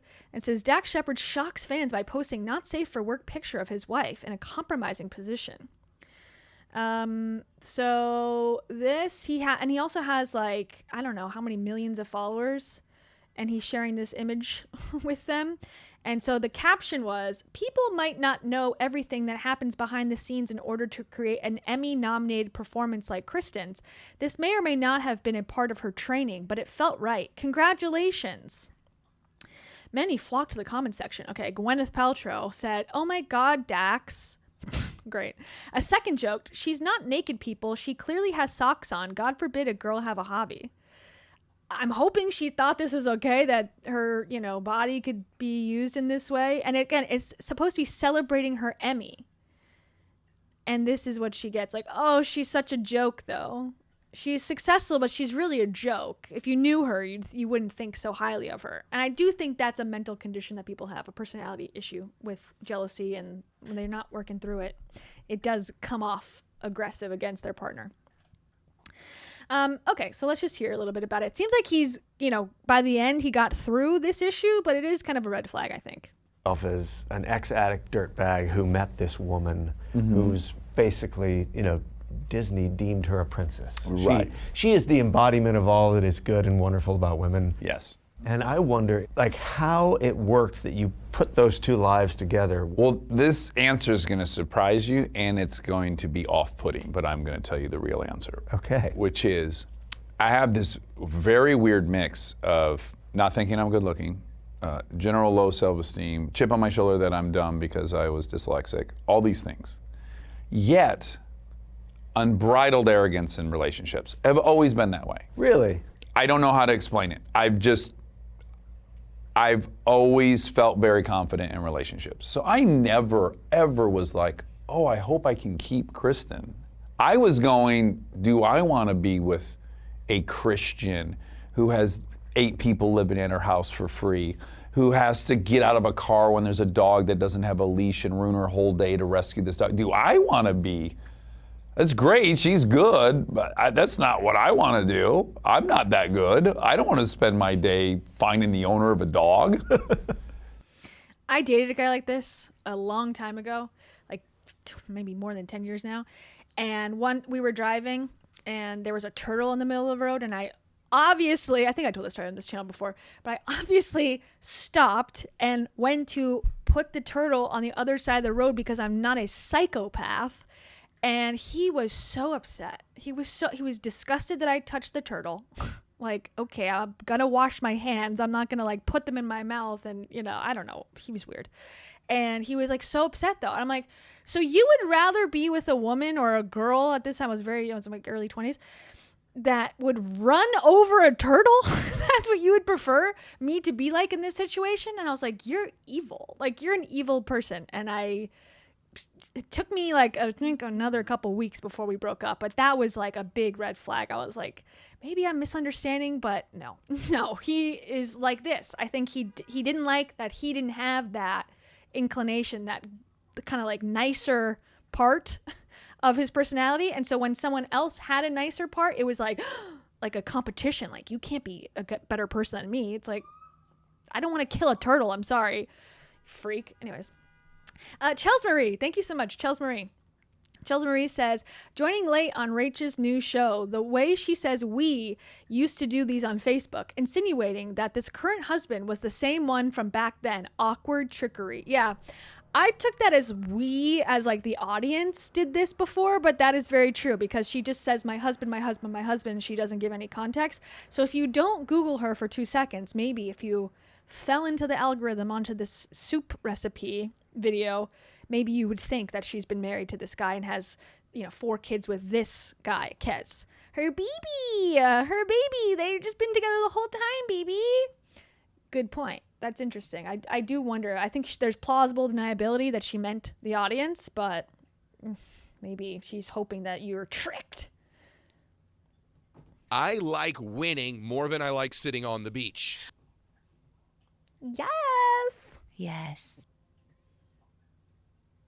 Yeah. That's for you. And finally, as you laugh while you're getting ready for bed, instead of praying to God, you're praying, I'm dead. thank you, medical medium. Okay, back to it. So I wasn't fearful I would lose her.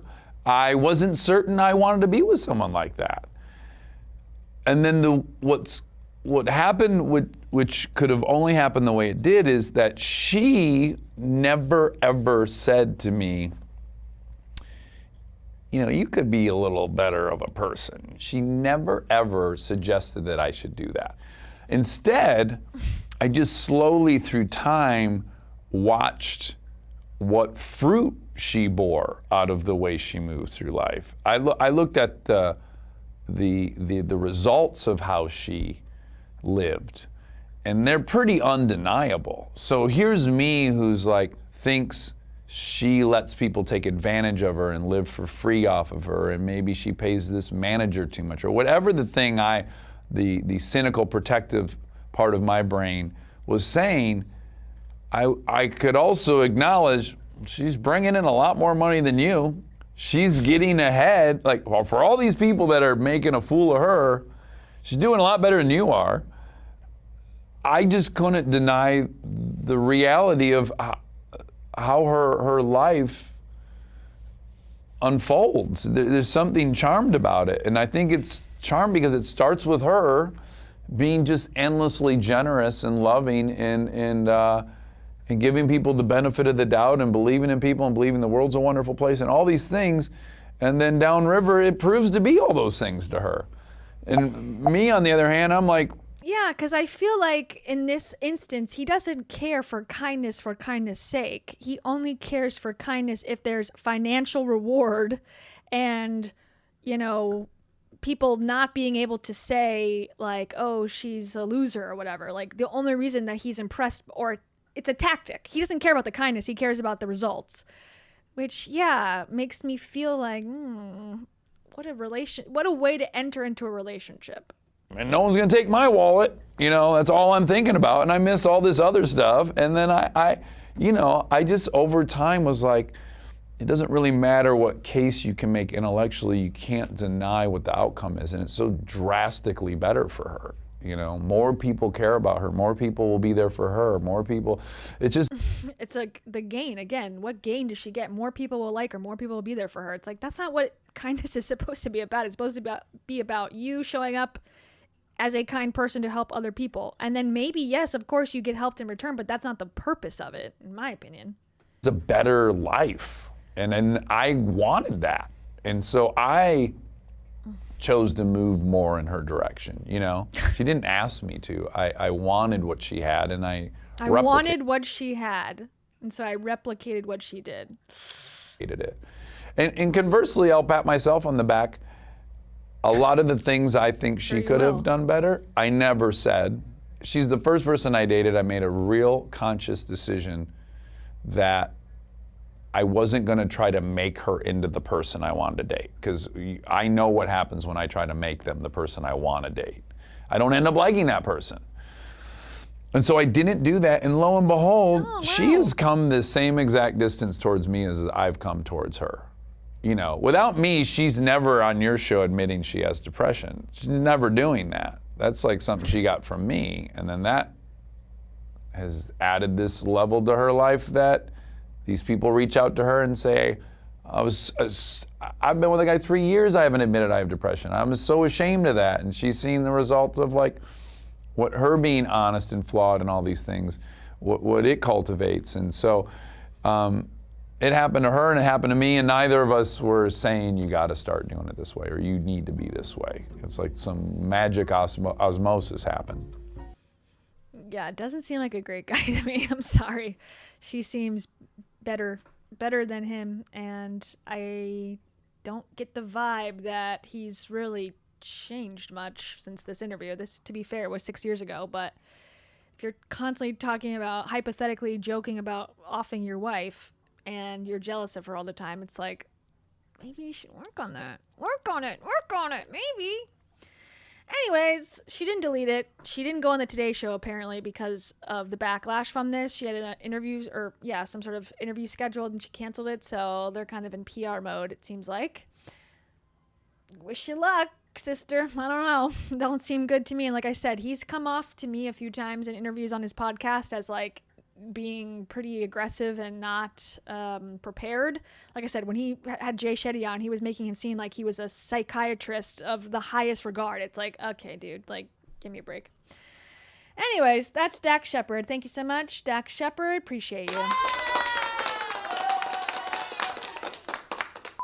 right, we got 2 left. One short one possibly longer. Yay! Okay, Tom Bilyeu. All right, this was the second most highly requested catch-up, which let's just say Tom is not doing well. I didn't know how badly Tom was doing, to be honest. And I'm not trying to be mean, but he looks ill. Like something has happened to him. And he's supposed to be a biohacking, multi-millionaire. He has access to any, vitamin he wants. And he used to look like this, and now he's looking like this as of late. Again, I'm not trying to shame him. It just looks like he's sick or he hasn't seen the sunlight in quite a while, and he's lost weight and like what's going on. The other thing is, if you look at his YouTube channel, he is talking quite a bit. He's rebranded as of late. In 2020. He's now not doing inspirational content as much, if at all. Now he's leaning, I want to say he's like in the right, like Republican-ish vibes, MAGA, but then I will see things where he's anti-Trump. So I'm like, okay, maybe he's like libertarian style, but he's getting very political. Let's just say that. He's getting very political. He's rebranded into, I'm a firebrand. I'm going to talk about the controversial topics. So now Impact Theory, allegedly, and he had a big loss, I think, and this is all just coming from what I see on the internet, so again, take it with a grain of salt, but he invested a lot of money and publicly backed NFTs and crypto really heavily, and from what I can tell, it is not panned out at all for him. Like, he's probably lost a lot of money. Now I think he's still always going to be fine, but it's embarrassing. And so I think that sent him into a spiral because he's now not an expert in anything. He's failed at this thing that he put a lot of like, I am the best at this. And it's embarrassing. So now he's like, I'm going to just, tell the truth, the hard truths that no one wants to hear. And I'm going to talk about my money and blah, blah, blah. So it says, Impact Theory is committed to an unbiased pursuit of truth. Tom Bilyeu approaches the most important issues in world affairs, finance, AI, and future tech, politics, and mindset by breaking down these complex topics into their fundamental elements. By doing so, and by connecting with some of the brightest minds of our time, he helps the audience develop a useful framework for how the world really works. So he's going to tell us about the real world. Okay, so he doesn't like digital IDs also. That's his big thing. Canada, you are screwed, he says Tom Bilyeu. So you got these, posts about Warren Buffett just sound the alarm, the real reason behind the government shutdown. He's like definitely sort of, trying to be controversial. The hidden cost of feminization of culture, we're cooked in the economy, whatever. Okay, so you see a lot of Trump stuff, a lot of like government stuff. He's gone away from here's how to motivate yourself to get up in the morning. Like he's now off the rails. Anyways, so he's talking about government stuff. He interviewed Andrew Huberman, our bestie, Andrew Huberman. And Andrew Huberman had to come on in a comment and basically correct the record because Tom in the clip is insinuating that Andrew Huberman doesn't believe in the theory of evolution. Okay. And it says, the new compelling argument against evolution. Okay. And then Andrew Huberman commented, said, to be clear, in this clip, I'm stating a theory that a colleague of mine who works on the microbiome has proposed. I don't personally believe it to override evolution. Okay.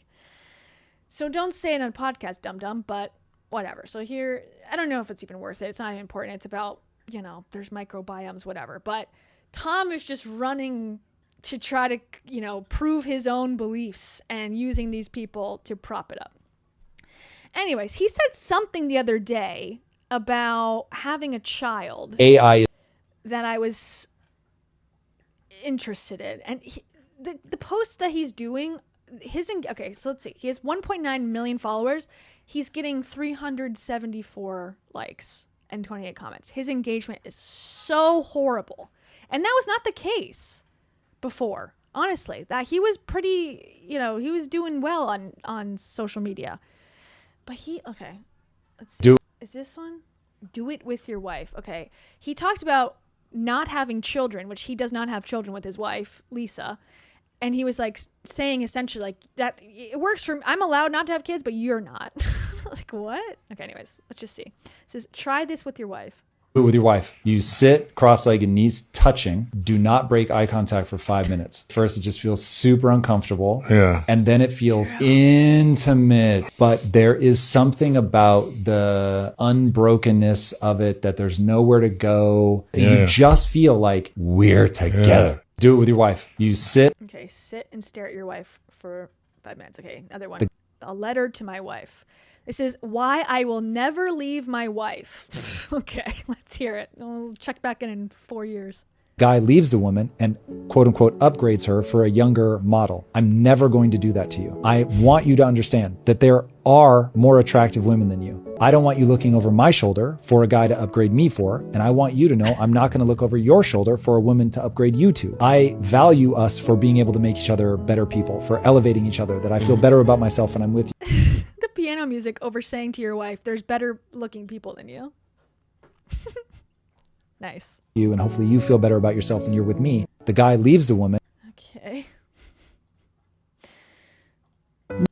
My husband. My husband, you just saw him. He's got a scar on his face. Yeah. He just found out he had skin cancer. The doctor calls him, tells him the news. He then has to go straight on set to shoot something. Wow. So he goes on set and... He has to? Doesn't he run his own business? And that's sad. I'm sad that he has skin cancer. That's not good. I guess that explains possibly the weight loss, maybe. I don't know. It depends on how serious it was. But okay. Sorry. His producer asks him a question, and he just burst into tears. And so I came on set and I saw him cry. And I was like, as the woman, what does the man want? Does he want me to just let him have his emotion? Or does he want me to come and nurture him? I wasn't sure. So I just asked him, instead of guessing, I just said, do you want me to come and give you a hug? Yeah. And he goes, yeah, it's okay. Yeah. So I go on camera and I give him a hug. But his producer was asking him about Till Death Do Us Part, and that's what sparked it. And what he said to me after was, babe, I realize I may have multiple skin cancers. So that means I may have multiple scars on my face. And I asked myself the question whether you would still love me. And what his results were, of course she does. It doesn't matter how many scars you have, your wife's in it for the long haul. And so as we talk about in sickness and health and the vulnerability of knowing, I'm going to share my life with this man. It's everything that you're talking about. So that's why he's saying that she's not attractive, I guess, because now he's insecure about his scars. And now he has to say, there's other women I could be with, but I'm going to choose not to. Put her down, it sounds like a little bit. The music's too much. Okay, I can't take it. Very early. Let's see. Here's another one. My wife had a wild take on why I liked her, but you know what? It's kind of true. Okay, so just a refresher. They met, he was her teacher, not high school, but college or film school in LA.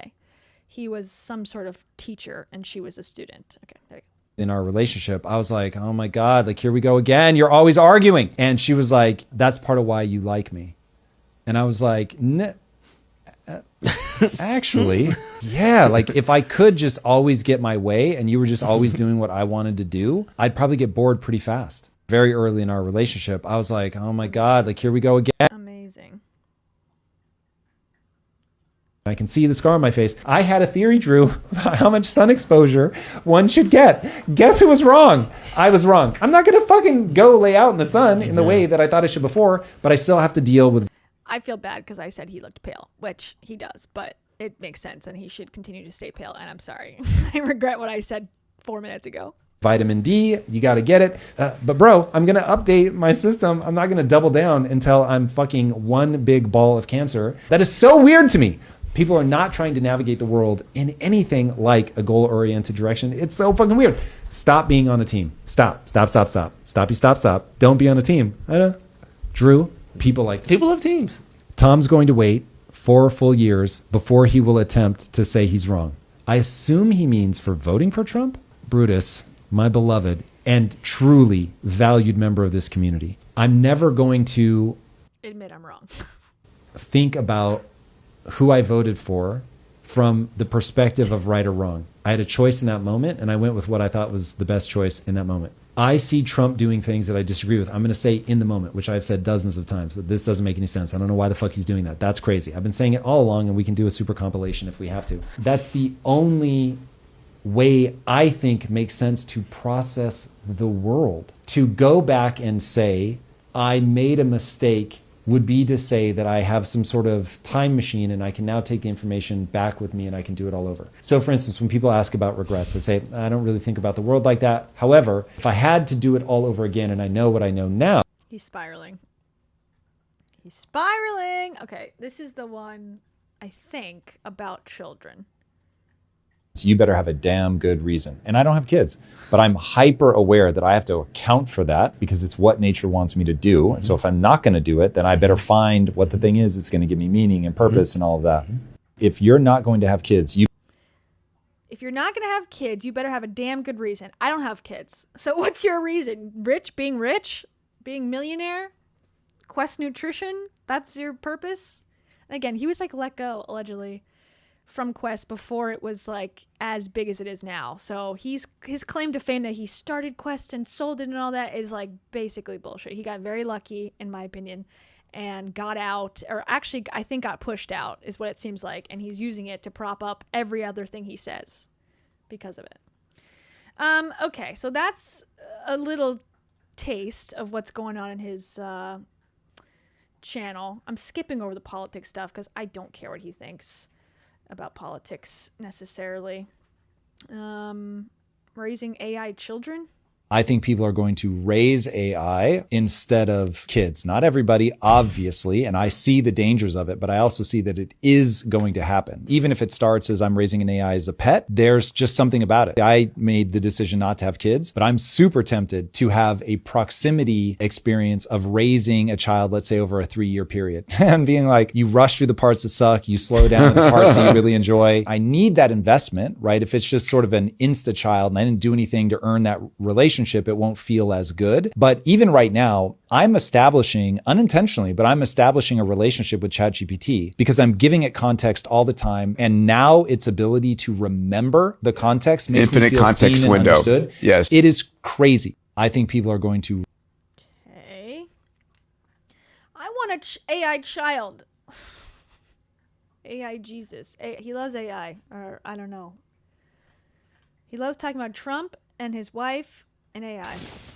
The law of attraction is bullshit. I want you guys to No, I agree. throw away your abundance mindset. Now, I know for a lot of you that sounds very counterintuitive, but the reality is, as magical as the world is, there's no magic in it. You literally cannot think your way to the things that you want. That doesn't mean that thinking positively isn't important.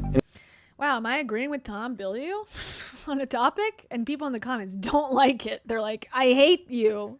I hate you. In fact, it's what I call the only belief that matters. You have to believe that you can get better. But if you believe that just thinking about something makes... Okay. We get it. We get it. Okay, so let's watch a video, a long form video. That's basically his vibe these days. The government The government spends so recklessly that the average person is now stuck in a world ruled by something called fiscal dominance. Okay, that's what he's talking about. Oh, hi. You want to come back up? Hold on, everybody. Tara wants to see what Tom's got to say. Tara and Tom sitting in a tree. K-I-S-S-I-N-G. First comes Tom, then comes Tara, then comes a little kitty in a barrel. Okay. Which one was I going to watch? Which one was I going to watch? 4 months until it begins. ... Hidden trap hijacking men. You are losing everything. The secret they keep from parents. It ends here. I don't have kids, but... Okay, that's with Andrew Huberman. Apples Cooked. Where was the one I was going to watch? Oh, Dating is Broken. Here it is. Okay, this is about dating. I always find these relationship ones more interesting. He's got 4.58 million subscribers. This has 14,000 views. Engagement is abysmal. He needs to go back to what he was doing before because it ain't working for ya, boo. I guess at this point, like, he has so much money, he could just say whatever he wants. He doesn't have to make any money anymore.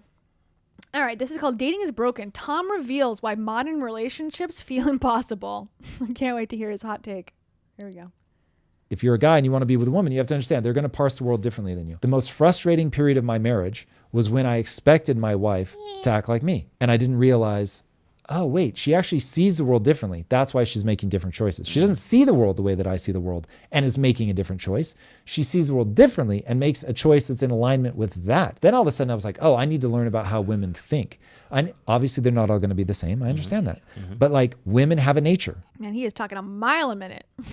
He upped his Adderall prescription. Once you understand their nature, then it's like, oh, my wife will deviate from this, but only so far. Now I have a much better understanding of how she's processing the world, so I'm not making just dumb rookie mistakes. Seeing my wife as an adversary would be a huge mistake. I see her as a partner who is more valuable to the partnership because she thinks differently than she would be if we thought the same. We need to have the same core values. That's very important. And we spend a lot of time making sure that, first of all, that we started with roughly very similar core values. And over time, we've shaped each other to make sure that we share core values moving into the future.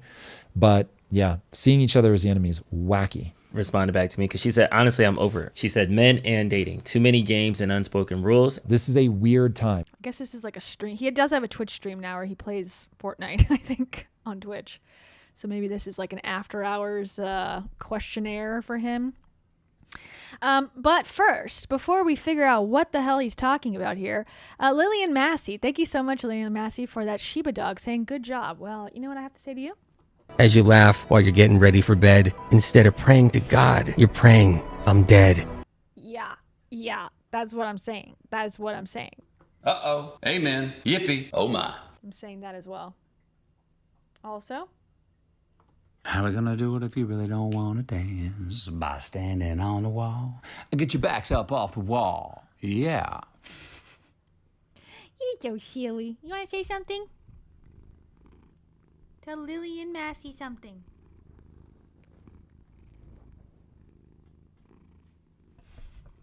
She's speechless. She's a speechless girl. She's a speechless girl. Okay. Watch. High five.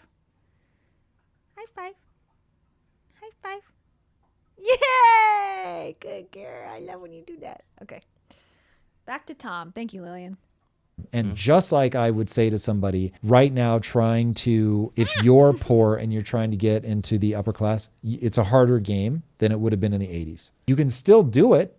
And yes, you want to put some energy into getting rid of the inequality, but you also want to put energy into going, how do I win at the game right now today? One, if I were trying to meet somebody right now today, I wouldn't even try apps. I wouldn't have an account. I would just be meeting people in real life. And I would figure out when and where are people going to be. where there's some cue that they share my interests, where they can pick up on my vibe, that I have a chance to be me at my best. Probably not going to be at a sporting event. I don't know anything about sports. So I'm going to What event would it be then? Crypto conference? Okay. meet them somewhere else. It's going to be social. I'm going to try to find something where I'm going to have an opportunity to shine. And so finding an opportunity. I like how he hypothetically is thinking about finding a new wife. While he's still with his wife. He's like, hypothetically, I'd probably go down to the corner bar. I would sit there. I would have a gin and juice cocktail. I would put a maraschino cherry stem in my mouth. I would make a ribbon. I would then send that to the prettiest girl in the bar. I would then say, I have $20 million. You want to come back to my lair? And I would say, she would say yes. And then we would get married. That's what I'm thinking. Where you're forced together, where you're forced to meet other people, where there's high turnover, that's going to be very useful. But there's enough consistency that you'll see some of the same people week after week, but it's not a closed barrel of fish. And just looking for that kind of stuff. So then what do you think that comes from, where you can start an app like T, women's violence can go crazy, which is like reputation damage, but you can't start a man-only app that rapes women? People will hate it and they'll squawk and they'll complain. I mean, but there was some screenshots from ChatGPT, people saying, hey, I want to build an app like this. And it was like, no, sorry, we can't. So like policy chat won't actually code it for you, but you can find an AI that will. So what does he want? An app for men to rate women's attractiveness? I thought we already had that. It's called Facebook. I think Mark Zuckerberg had that idea back in Harvard back in 2004. I think we've been through this before. I don't know what he's talking about. Macy. Lillian Macy. Okay. Lillian Macy says, by the way, Macy is pronounced Macy like Macy's. I've been there. Do you own it?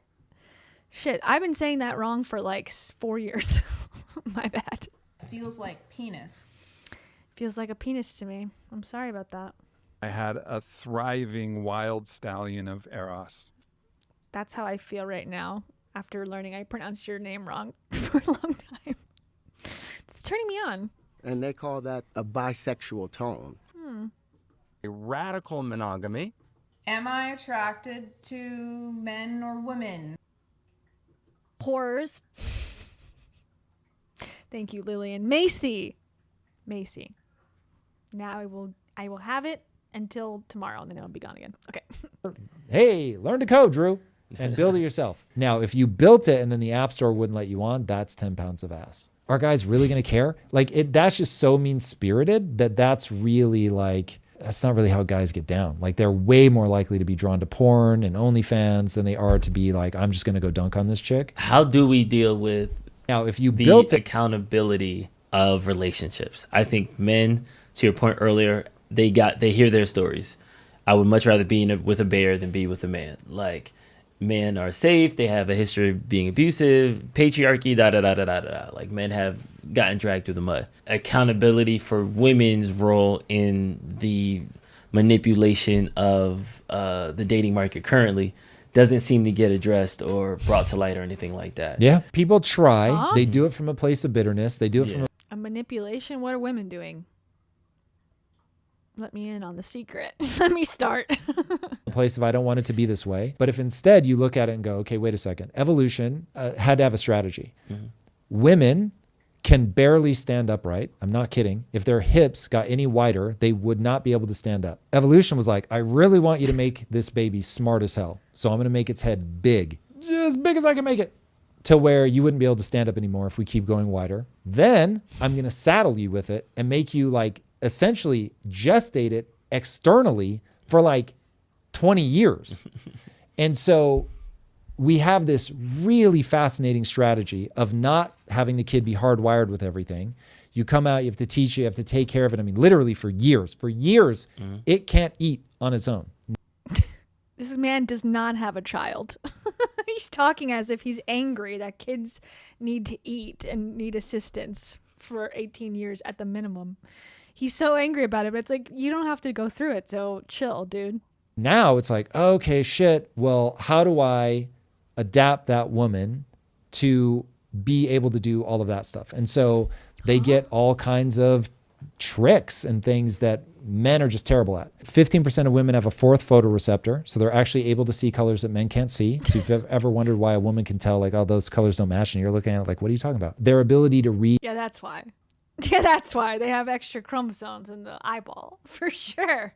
That's why your clothes don't match, for sure. Like changes in the color of a baby's face, extreme. The fact that they can sense the change in a baby's mood, they can produce milk, they can actually gestate a child. I mean, just like all this incredible magical stuff that we used to be like, women are the representation of mystery because they can do this thing that is so incredible and so like black magic. I mean, it's like, let me be crass for a minute if there are any kids here. Like as a guy, you're like, I come inside a woman and she makes a fucking baby. Like, dude, that's wild. The woman could give you an egg as the guy and you'd be like, I will, like, what do I do with it? You can't do anything with it. Phenomenally magical. But the flip side of that coin is they're not as big, they're not as strong, they have a totally different kind of ambition, like they are wired to focus. Okay. Strong, whatever part, fine, whatever, physically, okay. Different kind of ambition, says who? Yo mama. Not as strong. They have a totally different kind of ambition. Like they are wired to focus on the individual. They don't have the sense of spatial. What? Okay, wait. I gotta go back and listen to this whole thing. Says who? Again, he's saying these things as if they're facts. Different kind of ambition. Like they are wired to focus on the individual. They don't have the sense of spatial relations. Like they're just wired to be optimized to make sure that that child is raised well, survives. And so then I hate when men specifically, but anyone says, you're hardwired. We're not hardwired in that way. I think it's used incorrectly. I think hardwiring is what goes on in your body, what you're not, like your digestive system, I think is a hardwire. Like I'm not saying, okay, click the button. Now I'm going to start digesting. It just happens on autopilot. But this is just a way to explain why women are being put down continuously in society, I think, and have less leadership titles and all this stuff. It's an excuse to say, well, they're just built differently and they can't help it. It's like, that's something that we've moved on from. They used to say that about race. Oh, the different races are hardwired differently. And now we're saying it about gender. And it's like, okay, this is a multimillionaire guy. So we're looking at him like, oh, he must know. He's done the research. He's talking about research for babies. Oh, he's so smart. Women, they're meant to be in these lower positions. It's not a lack of opportunity. It's that they can't be as good as men. It's like, shut the fuck up, dude. Women had to be like, okay, well then I'm going to need a partner in this. And so they became the sexual gatekeepers because pregnancy is so expensive for a woman and so inexpensive for a man. Men are basically the answer to the question of what do women need as the sexual gatekeepers. They have literally shaped us over, God knows how many hundreds of thousands of years into the thing that would ensure that they have strong children that have children. And so they bred men to have stronger upper bodies, to be bigger, to be hyper ambitious, to be effectively disposable so that they will charge towards danger, have this sense of like huge emotional rewards for being a protector, spatial relations so they can go on the hunt, like all of those things. He's obsessed with the spatial relations. What? Have a thought and take a breath because you are spewing some bullshit right now, Tom. Women, given that they can be predated by men, have to have a strategy to fight against that. So one of the strategies is to convince the men in your family to fight for you. Another strategy is to work with other women through men. One of the most fascinating stories, the IRA, Irish terrorist group, they could not infiltrate it. You know why they couldn't infiltrate it? What? Because information was only passed woman to woman. And because the women controlled, this is where we're going to meet, at what time, the women instantly knew, I don't know that bitch. I'm not telling her shit. She's going to have to earn her way in. Literally, women be such bitches. What the hell has happened to him? Not that he was a great orator previously, I thought, or had amazing ideas, but he used to be relatively digestible. Like, he brought people on and let them spew their crap, but he was not really spewing a ton. This has taken a sad, scary turn that he is just riffing off the cuff this bullshit and feeling so confident about it. And if I was Lisa, his wife, I would be peace out, goodbye. This is the way you see women. This is deceitful to our marriage, to be honest. Because she wrote a book called Radical Confidence. And she's a woman who's strong and is going to stand up for women and da-da-da. This is what he thinks of you, babe. This is what he thinks. He thinks your brain is smaller and more feminine and stupider than he is. That's not a good relationship to be in. I know he's got a mansion. Take the settlement, hit the road, girl. We'll support you. Instantly knew, I don't know that bitch. I'm not telling her shit.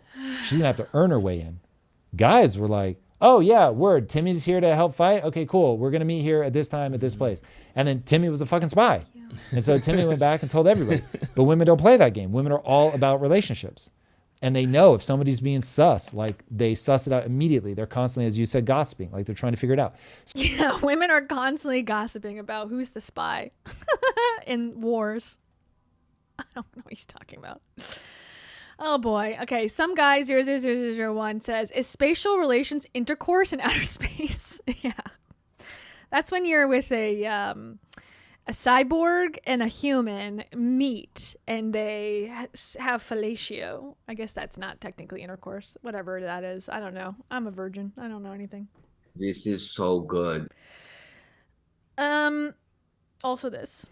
Jeez, this is so good. That's what the people in outer space say when they're getting it on. There's literally no place in the world than I would rather be than right here with you. True. People in Austin that do it? Oh my God, Austin is going to be so good. I'm so excited. Or anyone named Austin? So good.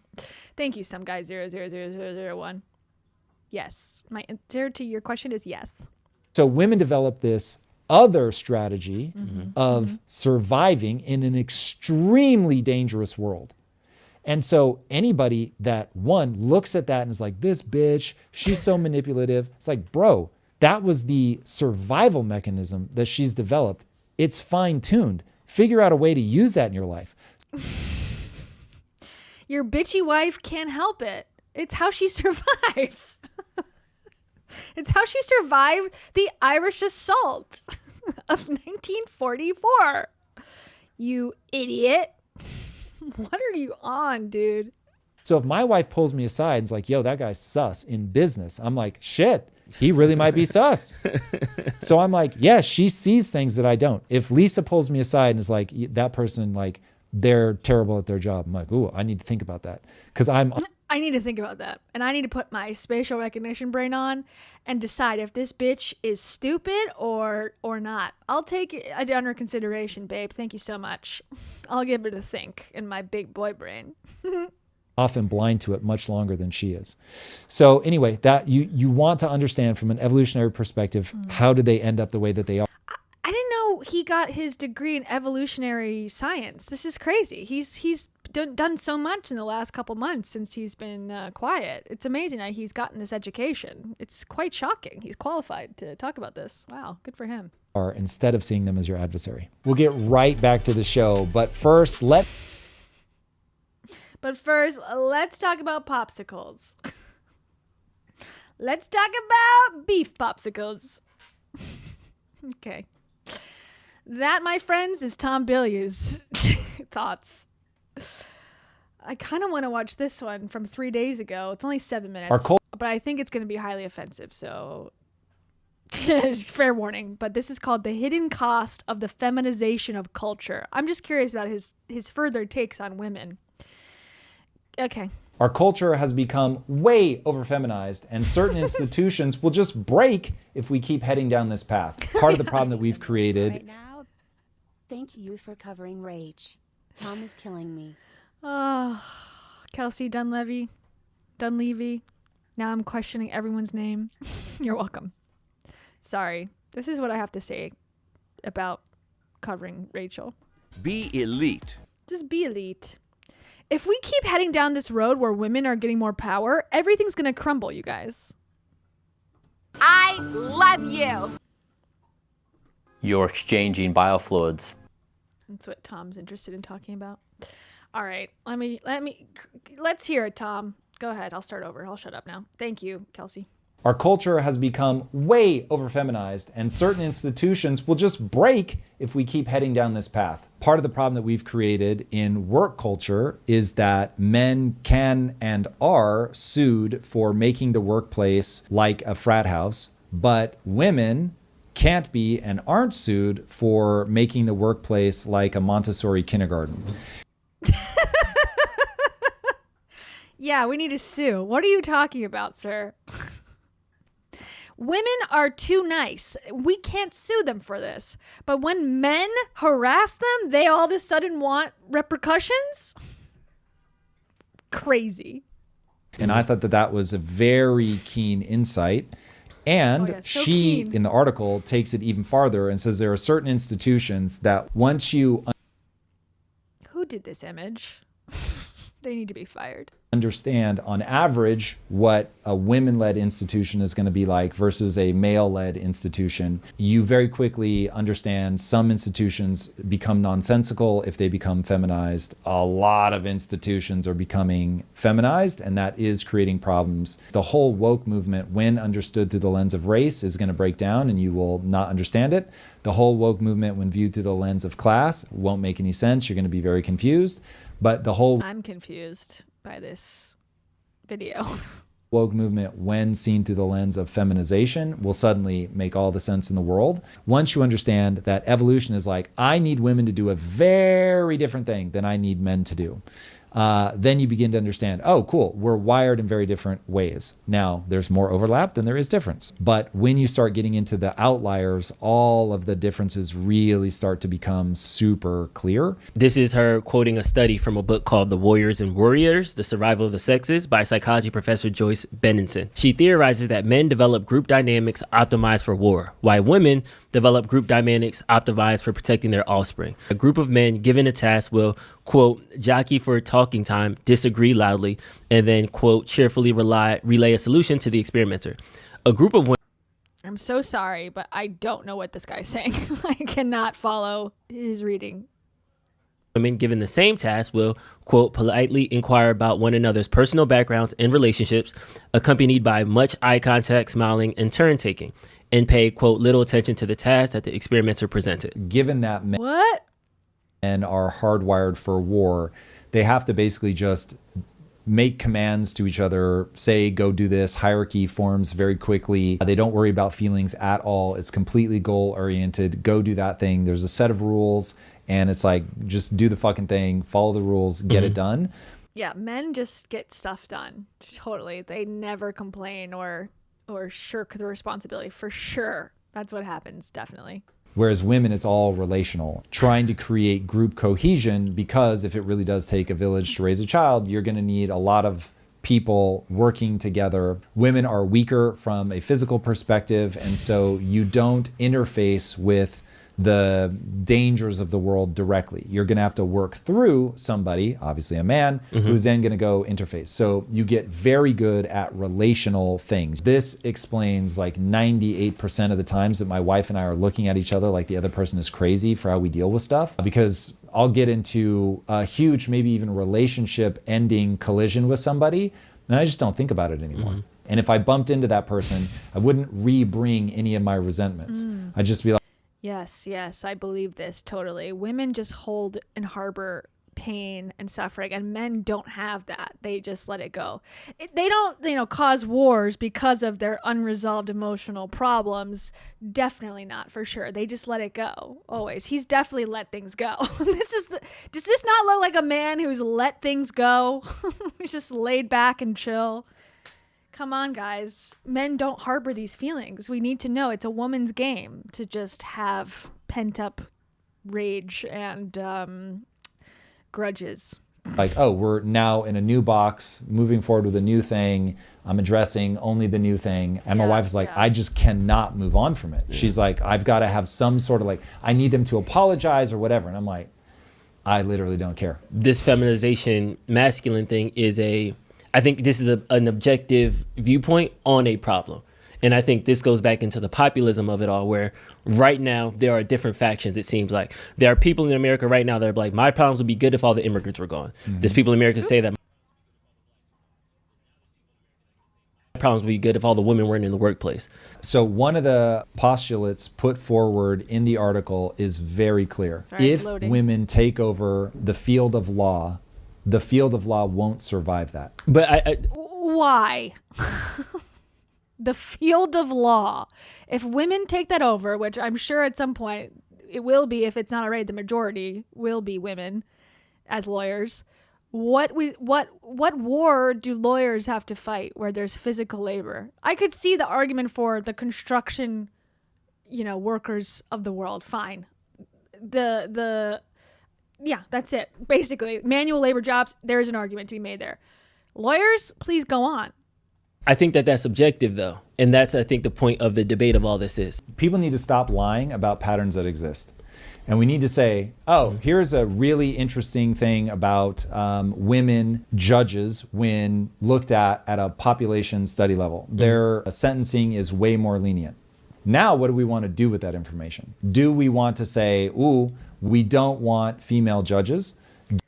Okay, but I think you're missing the point of, and I don't know if that's true, I've never heard that before, women judges are more lenient. Now, does that, what does that lead to? Does that there's much more going on than, they're more lenient, therefore the whole system of justice will fail because they're more lenient. Does it lead to more, what do they call it, recidivism? Are people coming back more because there was less time? Putting that on women is crazy. Do we want to say, hey, voting public, be aware that female judges are more likely to be lenient? But hiding from the truth is where I draw a hard and fast line. I do not think society should ever lie about what is true. This is exactly why I fight so hard for free speech. So things that are true should never be taboo. We can argue about what to do with the information. Again, what is truth? Again, you're drawing conclusions from truth, which we're trusting that you've found the truth, but you're drawing wild conclusions from it. That's the part where it's unsavory. But we should never be blocked from saying, this is really a pattern we see. Yeah. And you can say it all you want. Great. I'm glad you're saying it, but I can still go, you're wrong. And that's fine too. Been blocked by seeing that information for the last 20 years at least. From Darwin, there is a greater variance. Who's blocked that information for you, dude? What are you talking about? You obviously got the information, so how was it blocked from you? Within the genders than the variance between the genders. In other words, women can be more different than other women than women are different from men as a whole. So you have basically two bell curves. So they'll go like that. And then you see, oh, wow, there's a ton where we're overlapping. And this is why it never maps super cleanly in terms of your interactions with people in everyday life. My wife has masculine tendencies. I have feminine tendencies, which is one of the things we've always said why we get along so well. And it's why you're upset with women because you see yourself in us and you hate yourself for some reason. And now you're blaming us. It's a very common problem. Is we just meet more in the middle. So it's very, very useful in that sense. However, if you assume that I'm like the average male, you're going to be very confused. And when you start getting into the... Yeah, we know you're below. We know you're below. Sorry. Extremes, this is why jails are basically filled exclusively with men. It's like 93% of all people incarcerated are men. So what does it look like when the law profession is now swung to feminine average? Well, you're going to start to see things that are part of the feminine average, which is that it's going to be more relational, it's going to be more forgiving, less clear rules. But didn't you say that women never forgive and they can't move on because they never will let things go? Didn't you just say that 2 seconds ago? You're contradicting yourself within the same 5 minutes. It's like women just be forgiving too much, but they also never forgive and they never forget and they never let shit go. I'm perfect. Men are great. Okay. Rules, less clear boundaries. And it's also like, dude, free market. I'm assuming he's a free market guy. Okay, right? free market. If more women go to law school and graduate and get a job in the industry, free market, baby. Like, I thought the DEI programs and all of that were evil and whatnot. So what's your take on that? Because what you're suggesting is we block women from entering the law as a profession so more men can be harsher with their sentencing. Okay. What we have to ask is that what we want in law? They go out of their way to make very clear that she is not, nor am I, ever saying men are better than women or women are better than men. We need to be honest about, once you start talking population averages, what are people actually like? I have no problem whatsoever. This is like so funny. Like a rich man out of touch sitting in his mansion on the top of a Hollywood Hills hill talking about average population statistics. It's a tale as old as time, really. If a company wants to be entirely female, no beef whatsoever. But I also don't have a beef if a company wants to be entirely male. But right now, you will get sued into oblivion if you make your company exclusively male. You won't if you make your company exclusively female, which is fucking ridiculous. I don't think that's true. I think there could be a lawsuit on either side. I think it's more likely that... I don't even know if it'd be more likely for a woman to sue in that case, but I think either one could be taken to court and proven correct, personally. But nonetheless true. If an all-male company is better, then let them be an all-male company and compete. People can tell you when the right goes too far or the masculine. When does the left go too far or the feminine? Like, where do we go? We're just calling the right masculine just generally? Okay, got it. Yo, that's the female equivalent of hanging up the pinup girl, where guys are just like, yo, this makes me so uncomfortable. I don't want to be around this. Making people talk about their feelings? I don't know. Maybe. Yeah. Maybe that's it. Maybe it's I should be able to go sue somebody because they made me discuss my feelings, or they were talking about their feelings in a meeting, and I don't think there's any place in the workplace for that. But people would laugh you out of court. Ends the video. Wow. Okay. Thanks, Tom Bilyeu. You're seeming very well. You're seeming very based. All right. Thanks, Tom. Appreciate the time. Oh my God. Okay. Finally, this is the last one. This is just a little thing. The woman who came up with the name Girl Boss is mad at Taylor Swift for using the word girl boss in a song. And I think she's out of control and she's out of her mind. But you might recognize her. Okay, this is Sofia Amruso, and she's blonde now. If you haven't seen her in a while, she wrote a book called Girl Boss. I don't know her whole story. I should do some sort of breakdown about it or learn about it, because I know that she was kind of the quintessential millennial girl boss figure, but then actually got kicked out of her own company because she was like letting it, suffer or something. I don't really know the details, but she wrote this book, and now she's mad that Taylor Swift has said, "Did you girl boss too close to the sun?" Okay. And now she's like, "This is my word. You can't take it, you bitch." Girl boss too close to the sun. I published Girl Boss 11 years ago now. We're delayed. It's because I haven't emptied the trash.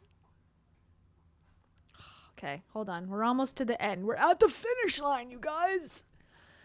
We're at the finish line. Come on, stream. Stream, stream, stream, stream. Oh, look at this. I got like a little cold sore. Gross. Disgust myself. I'm in the void. I open up my eyes. I'm in the void. Okay. Here you go. 18 weeks on the New York Times bestseller list. It sold 500,000 copies, became a Netflix series, and now the word is in the Merriam-Webster dictionary. Yeah, it's a real word. So I'm actually like Shakespeare. It was something that inspired a generation, became shorthand for ambition, and then culture did what it does, and it took it down. It became that we girl boss too close to the sun. It went from empower her to she's too much in about 5 minutes. And it became a joke about women, that we were too ambitious, that we were too loud, that we took up too much space, and that we were working too hard, and how dare us want so much. So yeah, culture rewards female ambition, and then it mocks it, and then it reclaims it when it feels safe again. So I've read a bunch of things in the press. People keep sending me stuff and people are trying to figure out who she's talking about. Maybe she is talking about someone, but the fact is that it's about all of us. It's about all women who dare to be visible, who dare to do big things, who dare to have too much fun. Because we're supposed to play small. We're supposed to be demure. Yeah, demure.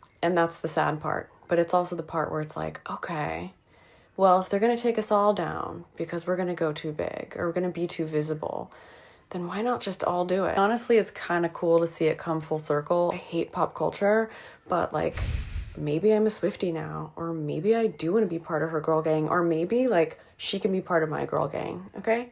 And if you want to, you can too. And we can girl boss to the sun, but there's no such thing as too close. That's it. It's late in London. Did your girl boss too? Okay, I have a couple of things to say. Her take, I find just not true about the word. First of all, whether she coined it and it's her word, I don't know. I think I don't know. I think it was in the air around that time and she took it and ran with it. To me, why girl boss is such a demeaning term and a joke, and it always has been essentially, is the word girl. Okay, number one, girl boss. Let's cut the girl part out and just be the boss. Okay, number one, in my opinion. Why do we have to add the little girl? It's like saying the pink cute boss, the little cutie boss. It's lowering to a tier below like a leader. It's saying like leader junior. I don't like that. I don't think anyone was mad about women's ambition. I think that was the issue with calling yourself a girl boss while selling Monate from your phone and threatening people on your downline, you know, and that when that was all going on. Those are the people who really clung on to girl boss, and people like Rachel Hollis who were saying that, you know, if you just lost weight and you stuck to your diets, then you would have more success in the workplace, and just conflating all these things that aren't true. I don't know about the Taylor Swift thing. I don't even know what that song is about, to be honest. I don't think Taylor even knows what that song's about, to be quite frank. And I think, now this is going to be a hot take, I'm sorry. Based on her appearance, she looks like she's not aged a second for like the last 20 years. And she can't really speak with her mouth. It was not moving very much. I'm assuming she got some work done, some fillers or so whatever. That, I think, is a bigger problem for women than saying, oh yeah, girl bosses are really annoying. And that whole pop culture movement was actually harmful to women, pushing them to hustle beyond what is reasonable. And I feel like it's just so easy to go, culture ruined it. You know, women are part of culture. Women are part of society. So if you're saying society has put this word down as something that's bad, that's women too. So I feel like listen to women.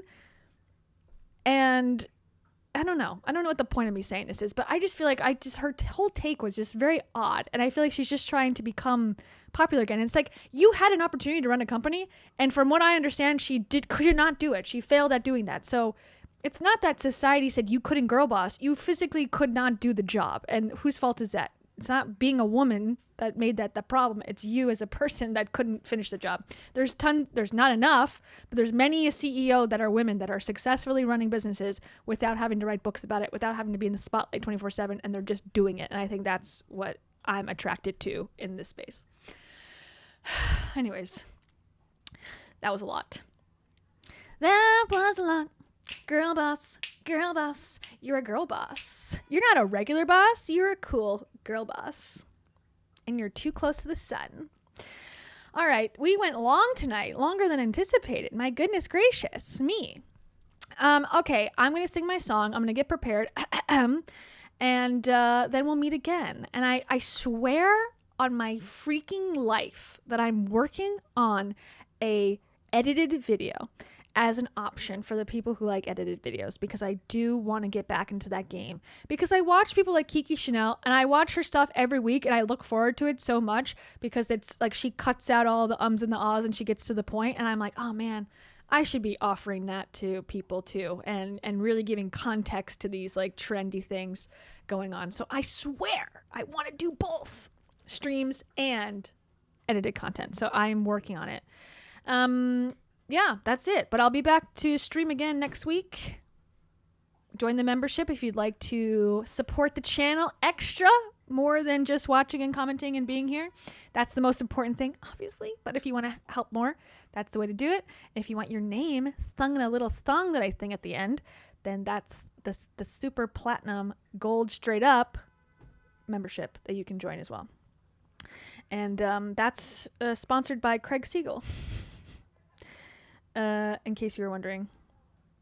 This is gold, straight up. And if you join, you get an automatic movie review from Craig. He'll tell you about Superman if you want it. All right. Thank you for joining. I appreciate you all. Good night. Good night. Okay. Oh. What song do I want to sing? Let's do this one. Country. Horses. Beer in a porch. Starry nights in the Texas sky. Are you a guy? Nicole Campbell, do you have two eyes? Can they see without glasses? I need to know. AC, it is so hot, I wish I was in the snow right now. Alaska, but tundra, you know what I'm talking about. It's always cold and dark outside, no doubt.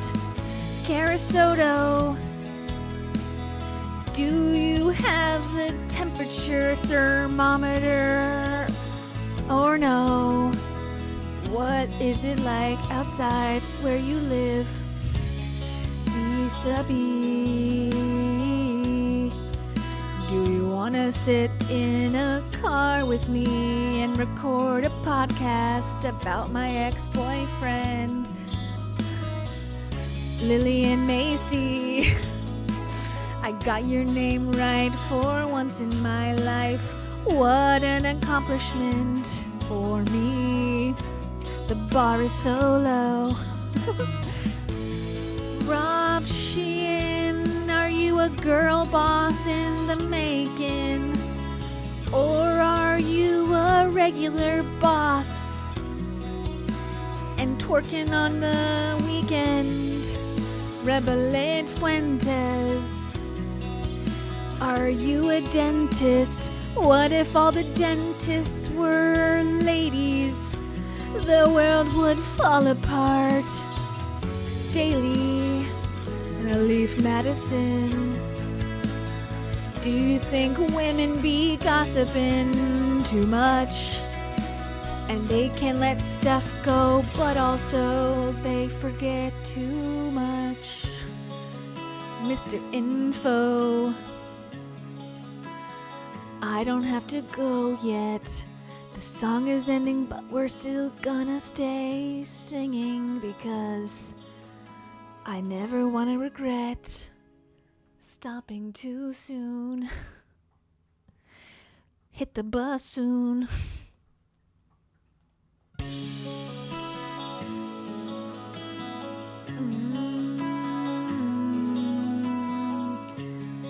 Day 24, I'm knocking on your door. Are you there? I have something to share. It's a great opportunity for you to join my downline. It's the perfect time for Hannah to join our team. You are such a beauty queen. Yes, hun. Olive Harper, you'll have so much fun selling hair care or pixie stick energy mix or access to a workout class or pictures of my ass. Maya Sloan, you can take out a loan It's good for you. Invest in yourself. Girl boss. Kim Possible 11. You'll be in girl boss heaven. Like a Montessori school where all the girls get to rule and keep out the soldiers from the Irish terror group.